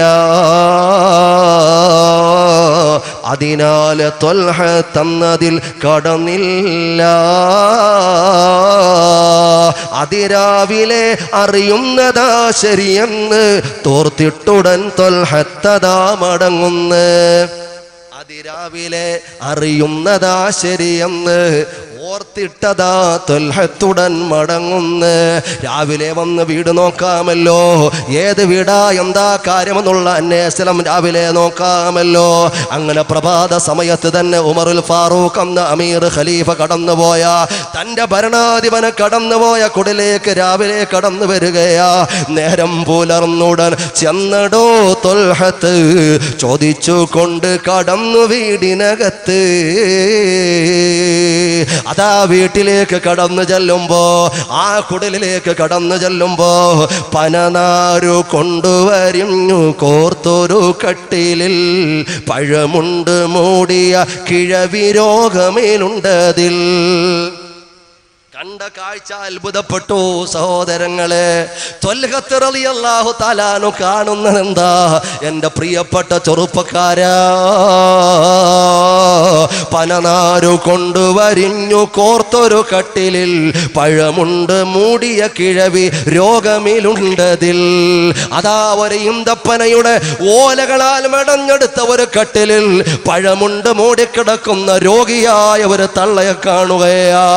അത്ഭുതത്തോടാ ഉമ്മാനോട് ചോദിക്കുകയാ, നിങ്ങൾക്ക് സേവനം ചെയ്യുവാനാരുണ്ട്? അതിനുത്തരം എനിക്കെൻ്റെ റബ്ബുണ്ട്. നിങ്ങൾക്കാരാ സേവനം ചെയ്യുക? നിങ്ങൾക്കാരാ സഹായം ചെയ്യുക? ഉമ്മ, നിങ്ങൾ രോഗിയായി വീട്ടിൽ ഒറ്റയ്ക്ക് കിടക്കുകയല്ലേ? നിങ്ങൾക്ക് പല നിലക്കുള്ള സേവനം ആവശ്യമാണല്ലോ. നിങ്ങൾക്ക് സേവനം ചെയ്യാൻ ആരാ ഉള്ളത്? രോഗത്തിലായി കിടപ്പായ നാൾ മുതലെന്നും വരും രാത്രിയിൽ ആരോ ഒരാളടുത്തെന്നും. ഞാൻ രോഗിയായി കിടക്കുന്ന നാൾ മുതൽ ഇന്ന് വരെ ഒരാൾ എൻ്റെ അടുത്ത് വരും. ആരാന്നറിയുന്നില്ല, ഒരാൾ എൻ്റെ അടുത്ത് വരും. അയാൾ വന്ന് ദൂരെ നോക്കിയിട്ട് പോല്ല. എൻ്റെ പ്രിയപ്പെട്ട സഹോദരങ്ങളെ കേൾക്കണേ, കാഷ്ടിച്ച ചട്ടിയെടുത്തുടൻ നീക്കുന്നതാ. കാഷ്ടിച്ച ചട്ടിയെടുത്തുടൻ നീക്കുന്നതാ. ശുദ്ധീകരിച്ചത് പിന്നെയും വെക്കുന്നതാ. ഞാൻ കാഷ്ടിച്ച് എനിക്ക് എഴുന്നേക്കാൻ വയ്യാതെ ഞാൻ കിടക്കുമ്പോ ഞാൻ കാഷ്ടിച്ച ചട്ടിയെടുത്ത് ക്ലീൻ ചെയ്തുകൊണ്ട് പിന്നെയും വെച്ച് തരുകയാ വന്ന ആള്. എന്നിട്ടോ സന്തോഷമുള്ള കലാമുകൾ പറയുന്നതാ. സന്താപമെല്ലാം നീങ്ങുവാനുതകുന്നതാ. എന്നിട്ട് നല്ല നല്ല വർത്താനം പറഞ്ഞ് ഒരു മകന്റെ സ്നേഹം എനിക്ക് തരുകയാ. ഒരു വാത്സല്യമുള്ള ഉമ്മയുടെ അടുത്തൊരു മകൻ ഇരിക്കുന്നത് പോലെ എൻ്റെ വിഷമങ്ങളെല്ലാം ദൂരേക്ക് മാറിപ്പോകുന്ന രൂപത്തില് നല്ല നല്ല വർത്തമാനങ്ങൾ എന്നോട് പറയുമ്പോൾ എൻ്റെ ഏകാന്തമായ വേദനകളൊക്കെ വിട്ടുപോവുകയാ സഹോദരങ്ങളെ. എന്നിട്ട് പറയുന്നു, പൊതിയൊന്നെടുത്തവർ ഭക്ഷണം നൽകുന്നതാ. സുബ്ഹാന റബ്ബി തൽക്ഷണം മടങ്ങുന്നതാ. ഒരു പൊതിച്ചോറ് കൊണ്ടുവന്ന് ആ കടവയുടെ ഉമ്മാന്റെ കട്ടിലിന്റെ അടിയിലേക്ക് എറിഞ്ഞിട്ട് പോവുകയല്ല. ഉമറുൽ ഫാറൂഖ് തങ്ങളെ സഹോദരങ്ങളെ ചിന്തിക്കണേ. ഇതങ്ങ് കേട്ടപ്പോ പൊട്ടിക്കരയുകയാ. അറിയാൻ കടന്നു വന്ന ത്വൽഹത്ത് റളിയല്ലാഹു തആല അൻഹു പൊട്ടിക്കരയുകയാ. വല്ലാതെ വിതുമ്പുന്ന ചുണ്ടുകളോടെ നിറഞ്ഞൊലിക്കുന്ന കണ്ണുകളോട് ഉടൻ തന്നെ ത്വൽഹത്ത് റളിയല്ലാഹു തആല അൻഹു ഉമ്മാനോട് ചോദിക്കുകയാ. ഇത് കേട്ടു ത്വൽഹത്തദാ കരയുന്ന ചോദിക്കുന്നു, അറിവുണ്ടോ ഏ ഉമ്മ അതാരാണെന്ന്? ഉമ്മ നിങ്ങൾക്കറിയുമോ ഉമ്മ ആ വന്ന ആള് ആരാണെന്നറിയുമോ? ആ വന്ന് നിങ്ങൾക്ക് വേണ്ടി ശുശ്രൂഷിച്ച, നിങ്ങളുടെ കാട്ടിച്ച ചട്ടി മാറ്റി വെച്ചുകൊണ്ട് അതിനെ വൃത്തിയാക്കി തന്ന, നിങ്ങളോട് നല്ല വർത്തമാനം പറഞ്ഞു തന്ന, നിങ്ങൾക്ക് ഭക്ഷണപ്പൊതി എടുത്തുകൊണ്ട് അന്നം വാരി തന്ന, നിങ്ങളോട് സ്നേഹമുള്ള ഒരു മകനെ പോലെ പെരുമാറിയ ആ ആളിനെ നിങ്ങൾക്കറിയുമോ ഉമ്മ? ഉമ്മ പറയുന്നു, മോനെ ആരാ? പൊന്നുമോനെ, പൊന്നുമോനെ. ഉടൻ തന്നെ അതാ മഹാനവറുകൾ പറയുകയാ, കിസറ പനിക്കും കൈസറും വിറക്കുന്നതാ, മിസ്റിൽ മുഖൗഖിസ് കേട്ടുടൻ ഞെട്ടുന്നതാ. ആ പേര് കേട്ടാൽ കിസറ ഞെട്ടി വിറക്കും ഉമ്മ, ആ പേര് കേട്ടാൽ കൈസറും ഞെട്ടി വിറക്കും ഉമ്മ. അവിടെയുള്ള മുഖൗഖിസിന്റെ സിംഹാസനം പോലും വല്ലാതെ ഞെട്ടി വിറക്കും ഉമ്മ. അവരാണ് അമീറുൽ മുഅ്മിനീൻ ഉമറല്ലോ, ജനസേവകന്മാർക്കുള്ളിമാമാണല്ലോ. അവരാണ് അമീറുൽ മുഅ്മിനീൻ ഉമറല്ലോ, ജനസേവകന്മാർക്കുള്ളിമാമാണല്ലോ. അത് അമീറുൽ മുഅ്മിനാണുമ്മ, അത് നമ്മുടെ രാജാവാണുമ്മ, അത് നമ്മുടെ അമീറാണുമ്മ, ഈ രാജ്യത്തിന്റെ ഭരണാധികാരിയാണുമ്മ. ഉമ്മ പൊട്ടിക്കരഞ്ഞു പോയെന്ന് ചരിത്രം പറയുമ്പോ, ഈ രീതിയിൽ മുളപ്പിക്കുവാനൊരു മണ്ണിനും കഴിവില്ലടോ പ്രസവിക്കുവാനൊരു പെണ്ണിനും. ഈ രീതിയിൽ മുളപ്പിക്കുവാനൊരു മണ്ണിനും കഴിവില്ലടോ പ്രസവിക്കുവാനൊരു പെണ്ണിനും. അങ്ങനെ ഒരു ജന്മത്തിനാർക്കും ഭാഗ്യം കിട്ടിയിട്ടില്ല. ഉമറുൽ ഫാറൂഖ് റളിയല്ലാഹു തആല അൻഹുവിനെ മറന്നുപോയോ ചെറുപ്പക്കാരാ? കാണണ്ടേ പൊന്നുമോനെ? ആ ഉമറുൽ ഫാറൂഖ് തങ്ങളുടെ കൈപിടിക്കണ്ടേ ചെറുപ്പക്കാരാ? അവിടുത്തെ യുവത്വം എങ്ങനെയാണെന്ന് നീ പഠിച്ചിട്ടുണ്ടല്ലോ. അതുകൊണ്ട് ആ വഴിക്ക് നീങ്ങാൻ, അള്ളാഹുവിന്റെ പൊരുത്തത്തിലായി നീങ്ങാൻ എൻ്റെ പ്രിയപ്പെട്ട പെങ്ങന്മാരോട് ഞാൻ പറയുകയാ, വല്ലാത്ത വേദനയോടുകൂടി പറയുകയാ. ഈ പരിസരത്തുണ്ടോ എന്ന് എനിക്കറിയില്ല. മലബാറിന്റെ മണ്ണിൽ പോലും, അതുപോലെ നമ്മുടെ നാട്ടിന്റെ പല പരിസരങ്ങളിലും സുബ്ഹാനല്ലാഹ് ആറ്റുനോറ്റ് വളർത്തിക്കൊണ്ടുവന്ന പ്രിയപ്പെട്ട പൊന്നുമോളുണ്ടല്ലോ. സ്വർഗ കവാടങ്ങളാകുന്ന ഉമ്മയെയും ഉപ്പയെയും കണ്ണീരിലാക്കിക്കൊണ്ട് സുബ്ഹാനല്ലാഹ് തോന്നിവാസം പോലെ വീട് വിട്ടിറങ്ങുന്ന പെങ്ങന്മാര്. അല്ലാഹുവേ, നീ സമുദായത്തിന്റെ മക്കളെ കാക്കണേ അല്ലാ. എൻ്റെ പ്രിയപ്പെട്ട പൊന്നുമോളെ, എൻ്റെ പ്രിയപ്പെട്ട പൊന്നു പെങ്ങളെ, എൻ്റെ പ്രിയപ്പെട്ട സഹോദരി, അല്ലാഹു വെറുതെ വിടുകയില്ല. പടച്ച തമ്പുരാൻ വെറുതെ വിടുകയില്ല. നീ നരകത്തിലേക്കുള്ള സീറ്റാ ബുക്ക് ചെയ്തിട്ടുള്ളത്, നരകത്തിലേക്കുള്ള സീറ്റാ ബുക്ക് ചെയ്തിട്ടുള്ളത്. നീ പോകുന്നത് നരകത്തിലേക്കുള്ള വഴിക്കാ. കാരണം നിന്റെ പ്രിയപ്പെട്ട ഉമ്മയുണ്ടല്ലോ, നിനക്ക് ഒരുപാട് ത്യാഗം ചെയ്ത പ്രിയപ്പെട്ട വാപ്പയുണ്ടല്ലോ. അറിയുമോ സഹോദരങ്ങളെ, അള്ളാഹുവിന്റെ ഖുർആൻ നിസ്കരിക്കാൻ വേണ്ടിയിട്ട് കൂടുതൽ സമയം ഖുർആനിൽ പറഞ്ഞിട്ടില്ല. നിസ്കാരത്തിന്റെ കാര്യം വിശദീകരിച്ച് അള്ളാഹുവിന്റെ ഖുർആൻ പറഞ്ഞിട്ടില്ല. നോമ്പിന്റെ കാര്യം വിശദീകരിച്ച് അള്ളാഹുവിന്റെ ഖുർആൻ പറഞ്ഞിട്ടില്ല. സകാത്തിന്റെയും സദഖയുടെയും കാര്യം വിശദീകരിച്ച് അല്ലാഹുവിന്റെ ഖുർആൻ പറഞ്ഞിട്ടില്ല. പക്ഷേ അറിയുമോ, പ്രിയപ്പെട്ട ഉമ്മയുടെ ഉപ്പയുടെ കാര്യം പറഞ്ഞപ്പോ, പ്രിയപ്പെട്ട മാതാപിതാക്കളുടെ കാര്യം പറഞ്ഞപ്പോ, സഹോദരങ്ങളെ അറിയുമോ, അവരോട് വലാ തഖുല്ലഹുമാ ഉഫിൻ വലാ തൻഹർഹുമാ വഖുല്ലഹുമാ ഖൗലൻ കരീമാ വഖ്ഫിദ് ലഹുമാ ജനാഹ الذل من الرحمة وقل رب ارحمهما كما ربياني صغيرا. ആ മാതാപിതാക്കളോടുള്ള കളി തീക്കളിയാ പൊന്നുമോളെ, മറന്നു പോകണ്ട. നിനക്കാരൊക്കെ എന്തെല്ലാം സുഖങ്ങൾ സമ്മാനിക്കുമെന്ന് പറഞ്ഞ് നിന്നെ കൂട്ടിക്കൊണ്ടുപോയാലും ഇല്ല പൊന്നുമോളെ, നരകക്കൊള്ളിയാ. ഈ ദുനിയാവിൽ വെച്ച് തന്നെ അള്ളാഹു പാഠം പഠിപ്പിക്കും, മറന്നു പോകണ്ട. അനുബന്ധമായ ഒറ്റ കാര്യം പറഞ്ഞുകൊണ്ട് ഞാൻ ചുരുക്കുകയാ. അള്ളാഹുവേ, ചിന്തിക്കാൻ നീ തൗഫീഖ് നൽകണേ അല്ലാ. ഒരൊറ്റ വിഷയം കൂടി തൽക്കാലം ഇൻഷാ അല്ലാഹ് എൻ്റെ പ്രിയപ്പെട്ട സഹോദരങ്ങളെ നിങ്ങൾ ഓർമ്മപ്പെടുത്തുകയാണ്. എന്തിനാ എൻ്റെ പ്രിയപ്പെട്ട പെങ്ങന്മാരോട്, എൻ്റെ പ്രിയപ്പെട്ട സഹോദരിമാരോട് ഏതെങ്കിലും മിസ് കോളിൽ, ഏതെങ്കിലും ഇൻകമിംഗ് കോളിൽ ഏതെങ്കിലും മെസ്സേജിൽ, ഏതെങ്കിലും ഫേസ്ബുക്ക്, വാട്സാപ്പ്, വൈബർ, വീചാറ്റ് ഏതെങ്കിലും നെറ്റ്വർക്കിൽ കുടുങ്ങിയിട്ട് ഒരു പുതിയ ബന്ധം തുടങ്ങി അതിനെ വളർത്തിയെടുത്ത അവസാനം അപകടകരമായൊരു കുണ്ടിലേക്ക് വീണ് നരകം വിലക്ക് വാങ്ങുന്ന പ്രിയപ്പെട്ട പെങ്ങളെ വളരെ ഗൗരവത്തിൽ ഒന്ന് ആലോചിക്കണം. അള്ളാന്റെ ഹബീബ് മുഹമ്മദ് മുസ്തഫ സല്ലല്ലാഹു അലൈഹി വസല്ലമ തങ്ങൾ പറഞ്ഞു, ഭർത്താക്കന്മാരെ വഞ്ചിക്കുന്ന പെങ്ങന്മാർ സ്വർഗത്തിന്റെ പരിമളം പോലും അവർക്ക് ലഭിക്കുകയില്ല. വസ്ത്രധാരണത്തിന്റെ കാര്യം പറഞ്ഞപ്പോൾ അള്ളാന്റെ ഹബീബായ പ്രവാചകർ മുഹമ്മദ് മുസ്തഫ സല്ലല്ലാഹു അലൈഹി വസല്ലമ തങ്ങൾ വളരെ ഗൗരവപ്പെടുത്തി സമാനമായൊരു പരാമർശവും നടത്തിയിട്ടുണ്ട്. അതുകൊണ്ട് അന്യപുരുഷന്മാരെ തന്നിലേക്ക് ആകർഷിപ്പിക്കുന്ന വസ്ത്രധാരണം നടത്തുന്ന പെണ്ണിനെ അള്ളാഹുവും അവന്റെ മലക്കുകളും ഭൂമിയും ആകാശവും ശപിച്ചുകൊണ്ടിരിക്കും. ഔ കമാ ഖാല റസൂലുള്ളാഹി. കണ്ണാടിയുടെ മുമ്പിൽ നമ്മുടെ സഹോദരി ഒന്ന് ഒരുങ്ങിയിട്ടങ്ങോട്ട് തീരുന്നില്ല. ചരിഞ്ഞു നോക്കുന്നു, നേരെ നിന്ന് നോക്കുന്നു, ഒന്ന് കുലുങ്ങി നോക്കുന്നു, എങ്ങനെയൊക്കെ എവിടൊക്കെ എന്തൊക്കെ എങ്ങനെ മൊത്തത്തിലൊരു നോട്ടമാണ്. എങ്ങനെയൊക്കെ ഒരുങ്ങിയിട്ടും ഒന്നോട്ട് ലെവലാകുന്നില്ല. 1.5 മണിക്കൂർ കണ്ണാടിയുടെ മുമ്പിലാണ്. അത് മരിപ്പിന് പോയാലും കല്യാണത്തിന് പോയാലും കോളേജിൽ പോയാലും പുറത്തു പോയാലും ഏത് കാര്യത്തിന് പോയാലും എൻ്റെ പ്രിയപ്പെട്ട പെങ്ങളെ, നിന്റെ മനസ്സിലുള്ള എന്താ? എന്നെ എല്ലാവരും ശ്രദ്ധിക്കണമെന്നാണോ? എന്നാൽ അപകടമാണ്. എന്നെ ആര് കണ്ടാലും ഒന്ന് നോക്കണം. ഞാനായിരിക്കണം ഇന്നത്തെ കല്യാണ വീട്ടിലെ ചർച്ച, ഈ ചുരിദാർ ആയിരിക്കണം ഇന്നത്തെ ചർച്ച. ഈ കമ്മൽ കണ്ടിട്ട് നോക്കാത്ത ഒരൊറ്റ പെണ്ണുങ്ങളും ഉണ്ടാകരുത്.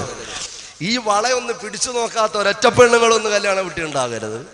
ഇങ്ങനെ തന്നിലേക്ക് ആകർഷിപ്പിക്കാൻ വേണ്ടി, അന്യപുരുഷന്മാരെ ആകർഷിപ്പിക്കാൻ വേണ്ടി വളരെ ഭംഗിയായി ഒരുങ്ങിയിട്ട് അന്യപുരുഷന്മാരുടെ മുമ്പിലൂടെ കടന്നു പോകുന്ന പെങ്ങളെ അള്ളാന്റെ ഹബീബ് പറഞ്ഞു, ലാ യദ്ഖുൽനൽ ജന്ന വലാ യജിദ്ന റീഹഹാ ഫഇന്ന റീഹഹാ ലതൂജദു മിൻ മസീറത്തി 500 ആം. 500 വർഷത്തിന്റെ വഴിദൂരത്തിനപ്പുറം അടിച്ചു വീശുന്ന സ്വർഗത്തിന്റെ പരിമളം പോലും നിന്റെ നാസാരന്ധ്രങ്ങൾക്ക് ആസ്വദിക്കാൻ പറ്റുകയില്ല.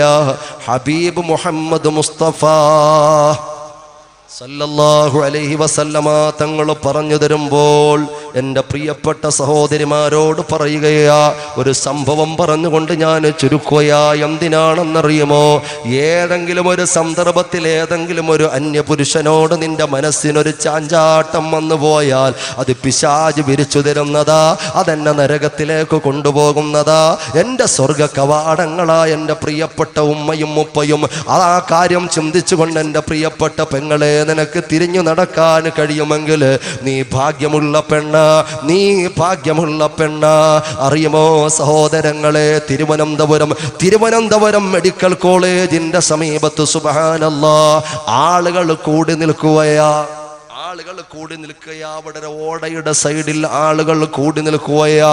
ഒരു ചെറുപ്പക്കാരൻ, വർക്കലക്കാരനായ ഒരു ചെറുപ്പക്കാരൻ അങ്ങോട്ട് കടന്നു ചെന്നു. വർക്കല സ്വദേശിയായ ഒരു ചെറുപ്പക്കാരൻ അങ്ങോട്ട് കടന്നു ചെല്ലുമ്പോൾ എന്തുകൊണ്ടാ ആളുകൾ കൂടി നിൽക്കുന്നതെന്നറിയുമോ?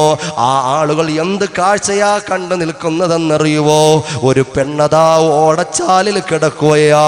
മാലിന്യം കുമിഞ്ഞുകൂടി കിടക്കുന്ന ഓടയുടെ ചാലിൽ ഒരു പെണ്ണ് കിടക്കുകയാ. അതിൻ്റെ അടുത്തൊരു കൊച്ചു കുഞ്ഞിരുന്ന് നിലവിളിക്കുകയാ. ആ ഒരു കാഴ്ചക്കാരുടെ കൂട്ടത്തിൽ കേവലം ഒരു കാഴ്ചക്കാരനായി നോക്കി നിൽക്കാതെ ഈ ചെറുപ്പക്കാരൻ മറ്റാളുകളുടെ സഹായത്തോടെ പെണ്ണിനെയും എടുത്തുകൊണ്ട് ഹോസ്പിറ്റലിൽ കൊണ്ടുപോവുകയാ. അതാ ക്രിട്ടിക്കൽ ICUവിൽ തന്നെ അഡ്മിറ്റ് ആക്കുകയാ. സഹോദരങ്ങളെ, അങ്ങനെ ഈ ചെറുപ്പക്കാരൻ്റെ നമ്പർ അവിടെ മെയിൻ ഡോക്ടറുടെ കയ്യിൽ കൊടുത്തു. എന്നിട്ട് ആ ചെറുപ്പക്കാരൻ തൻ്റെ വീട്ടിലേക്ക് പോയി. കുറെ സമയം കഴിഞ്ഞപ്പോൾ ഡോക്ടർ വിളിക്കുകയാ, കോള് വരികയാ. മോനെ അൻഷാദേ, ഇവൾ എവിടെ നിന്ന് വന്നവളാ? ഇവളെ കുറിച്ച് നിനക്ക് വല്ല വിലാസമുണ്ടോ? ഇവളുടെ രോഗം എന്താണെന്നറിയുവോ? ഇതൊക്കെ ചോദിച്ച് അൻഷാദിനോട് ചോദിക്കുമ്പോൾ അൻഷാദ് ഉള്ള കാര്യം പറയുകയാ. ആ ചെറുപ്പക്കാരനോട് ഈ ഡോക്ടർ പറയുകയാ, പൊന്നുമോനെ, ഇവൾ മരണത്തോട് മല്ലിട്ടുകൊണ്ടിരിക്കുന്ന അതിഭയാനകരമായ എയ്ഡ്സ് രോഗം പിടിച്ച പെണ്ണാ മോനെ. ഇത് വലിയ മാരകമായ രോഗം പിടിച്ച് പുഴുക്കൾ നിറച്ചവള് ചത്തുടങ്ങാൻ പോവുകയാ. മാരകമായ എയ്ഡ്സ് രോഗിയാണെന്ന് പറയുമ്പോൾ അവൻ സ്തബ്ധിച്ചു പോയി അത്ഭുതത്തോടെ ഹോസ്പിറ്റലിലേക്ക് ഓടുകയാ. ആ പെണ്ണ് ബോധം വന്നു. അവൾ മെല്ലെ മെല്ലെ വർത്തമാനം പറഞ്ഞു തുടങ്ങുകയാ. അവളുടെ കഥയും അവളുടെ ഹിസ്റ്ററിയും അത്ഭുതത്തോടെ ആ ചെറുപ്പക്കാരൻ കേട്ടുകൊണ്ട് നിൽക്കുകയാ. അവള് മെല്ലെ മെല്ലെ പറയുകയാ, സാമാന്യം സന്തോഷമുള്ളൊരു കുടുംബമാ, തൃശ്ശൂർ ജില്ലയിലാ എൻ്റെ വീട്, എൻ്റെ പേരിന്നതാ, എൻ്റെ വീട് തൃശ്ശൂർ ജില്ലയിലാ, സന്തോഷമുള്ളൊരു ചെറിയ കുടുംബമാ എൻ്റെ കുടുംബം. എൻ്റെ പ്രിയപ്പെട്ട ഉമ്മയും ഉപ്പയും എനിക്ക് അനുയോജ്യനായൊരു ഭർത്താവിനെ അന്വേഷിച്ചു തന്നു. അങ്ങനെ സന്തോഷത്തോടെ മുന്നോട്ട് പോയി. എൻ്റെ വീട്ടിൻ്റെ മേൽക്കൂരയൊക്കെ ഒന്ന് റെഡിയാക്കണമല്ലോ, വീട്ടിലൊരഴിച്ചു പണി നടത്തണമല്ലോ. എൻ്റെ പ്രിയപ്പെട്ട ഭർത്താവ് നാട്ടിൽ ചെറിയ പണി ചെയ്താൽ അത് പെട്ടെന്ന് നടക്കൂലല്ലോ. ഒരു വിസയുണ്ടാക്കിയിട്ട് അതാ പ്രവാസിയായി എൻ്റെ ഭർത്താവ് കടന്നുപോയി. എൻ്റെ ഭർത്താവ് ത്യാഗം ചെയ്തു. അതാ തുച്ഛമായ നാളുകൾ കൊണ്ടതാ 2 ലക്ഷം രൂപ അധ്വാനിച്ചുണ്ടാക്കിയിട്ട് എൻ്റെ പേരിൽ അയച്ചു തന്നു. എന്നിട്ടതാ വീട്ടിൽ ഉപ്പയോട് വിളിച്ചു പറഞ്ഞു, അതാ ഭാര്യയുടെ പേരിൽ അയച്ചു കൊടുത്തിട്ടുണ്ട്. നമ്മുടെ വീടൊന്ന് മെയിൻ്റനൻസ് ചെയ്യണമല്ലോ, അതിൻ്റെ പണിക്കാരെ ഒന്ന് വിളിച്ചു കൊണ്ടുവരണമല്ലോ. അങ്ങനെ എൻ്റെ പ്രായമുള്ള ഉപ്പ പരിസരത്ത് അന്വേഷിച്ചു നടന്നു. അങ്ങനെ പണിക്കാര് കടന്നു വന്നു. ആ വീട്ടിലതാ പണിക്കാര് കടന്നു വന്നു. അവരുടെ വീട്ടിൻ്റെ പരിസരത്ത് തമ്പടിച്ച് താമസിച്ചിരുന്ന തിരുവനന്തപുരം സ്വദേശികളായിരുന്നു. അതേ കളിക്കാവിള സ്വദേശികളായ ഒരു പറ്റം ചെറുപ്പക്കാരാ കടന്നു വന്നത്. അങ്ങനെ പണികൾ അവർ തുടങ്ങിയപ്പോൾ ഭക്ഷണം കൊടുക്കാനും വെള്ളം കൊടുക്കാനും ഈ പെണ്ണിനെയാ മാതാപിതാക്കൾ ഏൽപ്പിച്ചത്. സഹോദരങ്ങളെ, അങ്ങനെ അതാ അതിലൊരു ചെറുപ്പക്കാരൻ, ആ പണിക്കാരിൽപ്പെട്ട ഒരു ചെറുപ്പക്കാരന് വല്ലാത്ത ദാഹമാ. ചില ആളുകൾക്ക് അങ്ങനെ ഇടക്കിടക്ക് വല്ലാത്ത ദാഹം കൂടും. ആ മേശരയിൽപ്പെട്ട ഒരാൾക്ക് വല്ലാത്ത ദാഹമായി. പെട്ടെന്ന് വെള്ളം ചോദിക്കുന്ന വെള്ളം പെട്ടെന്ന് കുടിക്കുക. കാരണം അവൾ വെള്ളവും കൊണ്ട് വരുന്നത് കണ്ടാസ്വദിക്കുന്ന ചെറുപ്പക്കാരൻ സുബ്ഹാനല്ലാഹ് എന്തൊക്കെയോ തമാശകൾ പറയുകയാ. ആദ്യം ആ പെണ്ണ് പറയുന്നു, ഞാൻ അവഗണിച്ചു. പിന്നെ ആ ചെറുപ്പക്കാരനുമായിട്ട് ഞാൻ അറിയാതെ ചിരിച്ചുപോയി. പിന്നെ ഞാൻ ഒറ്റപ്പെട്ട് സംസാരിച്ചു പോയി. പിന്നെ എൻ്റെ നമ്പർ കൈമാറിപ്പോയി. പിന്നെ ഞാൻ ഫോണിലൂടെ നിരന്തരം സംസാരിച്ചു പോയി. അവസാനം ആ ചെറുപ്പക്കാരിലേക്ക് ഞാൻ അടുത്തു പോയി. ഞാൻ അങ്ങനെ ആ ചെറുപ്പക്കാരുമായി പ്രണയലോകത്ത് വിരാജിക്കുമ്പോൾ ആ ചെറുപ്പക്കാരൻ എന്നോട് പറയുകയാ, നമുക്ക് പോകാം. അതുകൊണ്ട് സ്വൈര്യവിഹാരത്തിൻ്റെ ഒരു ലോകത്തേക്ക് നമുക്ക് പോകാം. ആ 2 ലക്ഷം രൂപയും എൻ്റെ കയ്യിലുണ്ടായിരുന്ന സ്വർണവും എടുത്തുകൊണ്ട് ആ കാഫിറായ മനുഷ്യരോടൊപ്പം ഞാൻ ഇറങ്ങിപ്പോയി എന്ന് മരണമാസന്നമായി കിടക്കുന്ന അവസ്ഥയിൽ വിതുമ്പിക്കൊണ്ടവൾ പറയുകയാ. സഹോദരങ്ങളെ ചിന്തിക്കണേ. അങ്ങനെയാ പെണ്ണ് പറയുകയാ. അതാ ചെറുപ്പക്കാരനുമൊത്ത് ഞാൻ കടന്നുപോയി. എങ്ങോട്ടാ കടന്നു പോയതെന്നറിയുമോ? ഈ സ്വർണവും എൻ്റെ കയ്യിൽ ഉണ്ടായിരുന്ന പണവും വിറ്റുകൊണ്ട് ഞാൻ നെയ്യാറ്റിൻകരയില് എൻ്റെ കാമുകനതാ ഒരു തടിക്കച്ചവടമൊക്കെ തുടങ്ങി. അവിടെ ഒരു വീട് വാടകയ്ക്കെടുത്തു. അങ്ങനെ ജീവിതം അങ്ങനെ മുന്നോട്ട് കടന്നുപോയി. പാതിരാ സമയമാകുമ്പോൾ പട്ടച്ചാരായം അടിച്ചുകൊണ്ട് 4 കാലിൽ കറങ്ങി വരുന്ന കാമുകനെയാ കാണുന്നത്. ഇനി എന്തു ചെയ്യാനാ? ആരോട് പറയാനാ? ഇനി തിരിഞ്ഞു നോക്കാൻ പറ്റുമോ? അങ്ങനെ വ്യഭിചാരത്തിലൊരു കുട്ടിയുണ്ടായി. ആ പെണ്ണ് പറയുകയാ, അങ്ങനെ കുറച്ചു നാൾ കഴിഞ്ഞപ്പോൾ തൻ്റെ കുറെ കൂട്ടുകാരുമായിട്ടാ പിന്നെ തൻ്റെ കാമുകന്റെ വരവ്. ആ കൂട്ടുകാരുമായിട്ട് അങ്ങനെ അടുത്തടുത്ത് വന്നു. ആ കൂട്ടുകാരിയാളെ മാറ്റി നിർത്തിയിട്ട് അവളെ ഉപദ്രവിക്കാൻ തുടങ്ങി. പീഡിപ്പിക്കാൻ ശ്രമിച്ചു. തന്നെ വിൽപ്പന ചരക്കാക്കാൻ പോവുകയാണെന്ന് അവൾക്ക് മനസ്സിലായി. അവളാ കൈക്കുഞ്ഞുമായി പുറത്തേക്ക് ഇറങ്ങി ഓടുകയാ. പാതിരാവിന്റെ കൂരിരുളിൽ അവൾ ഇറങ്ങി ഓടുകയാ. അങ്ങനെ ഓടി തുമ്പാൻ ഒരു ബസ് സ്റ്റാൻഡിന്റെ അടുത്തെത്തി. അപ്പോൾ ഒരു പെണ്ണിനെ കണ്ടുമുട്ടി. ആ പെണ്ണ് അവളോട് പറഞ്ഞു, ഈ പാതിരാ സമയത്ത് ഇങ്ങനെ ഒറ്റക്ക് ഇവിടെ ഇരിക്കല്ലേ, ഈ സ്ഥലം വല്ലാത്ത കുഴപ്പമുള്ള സ്ഥലവാ. കാര്യങ്ങളൊക്കെ അന്വേഷിച്ചു, A to Z കാര്യങ്ങൾ ആ പെണ്ണിനോട് പറഞ്ഞു. ആ പെണ്ണ് പറഞ്ഞു, ഇന്ന് ഞാൻ അഭയം നൽകാം, കുഴപ്പമില്ല, ഇന്ന് എൻ്റെ കൂടെ പോരേന്നൊക്കെ പറഞ്ഞ ആ പെണ്ണ് കൊണ്ടുപോയി. ആ പെണ്ണാരാണെന്നറിയുമോ? ആ നാട്ടിലെ ഏറ്റവും വലിയ സെക്സ് റോക്കറ്റിലെ കണ്ണിയ. അവളും കൊണ്ടുപോയി പെണ്ണിനെ വിൽപ്പന നടത്തി. ഒരുപാട് ആളുകൾക്ക് അവളും വിറ്റു. അവസാനം എയ്ഡ്സ് രോഗം പിടിച്ചപ്പോൾ സഹോദരങ്ങളെ, കൂട്ടത്തിൽ ഒരു കാര്യവും കൂടി പറയുകയാ. ഈ പെണ്ണതാ ഇടക്ക് വീട്ടിലേക്ക്, ആ ബസ് സ്റ്റോപ്പിൽ വന്ന് വീട്ടിലേക്കൊന്ന് വിളിക്കാമെന്ന് തോന്നിയല്ലോ. ആര് സ്വീകരിച്ചില്ലെങ്കിലും തൻ്റെ പ്രിയപ്പെട്ട ഉമ്മ ഒരു പക്ഷേ ഒളിച്ചെങ്കിലും പാത്തെങ്കിലും തന്നോടൊരു വർത്തമാനം പറയുമല്ലോ. അതുകൊണ്ട് വീട്ടിലേക്ക് വിളിക്കാനുള്ള മനസ്സ് വന്നില്ല. അപ്പുറത്തെ വീട്ടിലേക്ക് വിളിച്ചു. ഇപ്പുറത്തെ ആളാരെന്നറിയാതെ, ആളാരാണ് വിളിക്കുന്നതെന്നറിയാതെ അപ്പുറത്തെ വീട്ടിൽ വിളിച്ചു. അപ്പോൾ അറിഞ്ഞ കാര്യം എന്താണെന്നറിയുവോ? ആ മകൾ ഇറങ്ങിപ്പോയ വിഷമത്തിൽ പ്രായം ചെന്ന ഉപ്പയും ഉമ്മയും ഹൃദയം പൊട്ടി മരിച്ചു. പെങ്ങളെ, ഹൃദയം പൊട്ടി മരിച്ചു. താങ്ങാനാവാതെ രണ്ടുപേരും മണ്ണോട് ചേർന്ന് പോയി. എൻ്റെ പ്രിയപ്പെട്ട പെങ്ങളെ, ഒരു ഉമ്മായിക്കും താങ്ങൂല പൊന്നുമോള്, ഒരു വാപ്പായിക്കും താങ്ങൂല പൊന്നുമോള്, ഒരു സഹോദരനും താങ്ങൂല പൊന്നുമോള്. ആ ഹൃദയത്തിന്റെ കത്തൽ അവസാനിക്കണമെങ്കിൽ റൂഹ് പിടിക്കണം. അതുവരെ തീജ്വാലകളായി നിന്റെ ഉമ്മയുടെ ഉപ്പയുടെ കണ്ണുനീരിങ്ങനെ വാർന്നുകൊണ്ടിരിക്കും പൊന്നുമോള്. അതുകൊണ്ട് നരകം വിലക്ക് വാങ്ങല്ല പൊന്നുമോള്. അല്പസുഖത്തിന് വേണ്ടി നിന്റെ ശാശ്വത സുഖം നഷ്ടപ്പെടുത്തല്ല പൊന്നുമോള്. ആ പെണ്ണു പറയുകയാ, അങ്ങനെ ഇവളും കൊണ്ടുപോയി കുറെ ആളുകൾക്ക് എന്നെ കാഴ്ചവെച്ചു. അവസാനം മാരകമായ എയ്ഡ്സ് രോഗത്തിൽ ഞാൻ അടിമപ്പെട്ടു.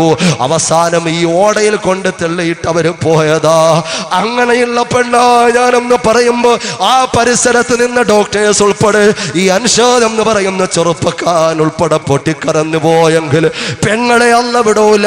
പടച്ച തമ്പുരാൻ ഈ ലോകത്ത് തന്നെ വെച്ച് പാഠം പഠിപ്പിക്കുന്ന ഒരു കേസാ, മറന്നു പോകണ്ട. അതുകൊണ്ട് അള്ളാഹുവിന്റെ ദീനിനെ വിട്ട് കളിക്കല്ല മോളെ. അള്ളാഹു അനുവദിച്ചു തന്ന സന്തോഷകരമായ ഒരു ജീവിതത്തെ തച്ചുടക്കല്ല പൊന്നുമോളെ. എൻ്റെ പ്രിയപ്പെട്ട പെങ്ങളെ ഞാൻ പറയുകയാ.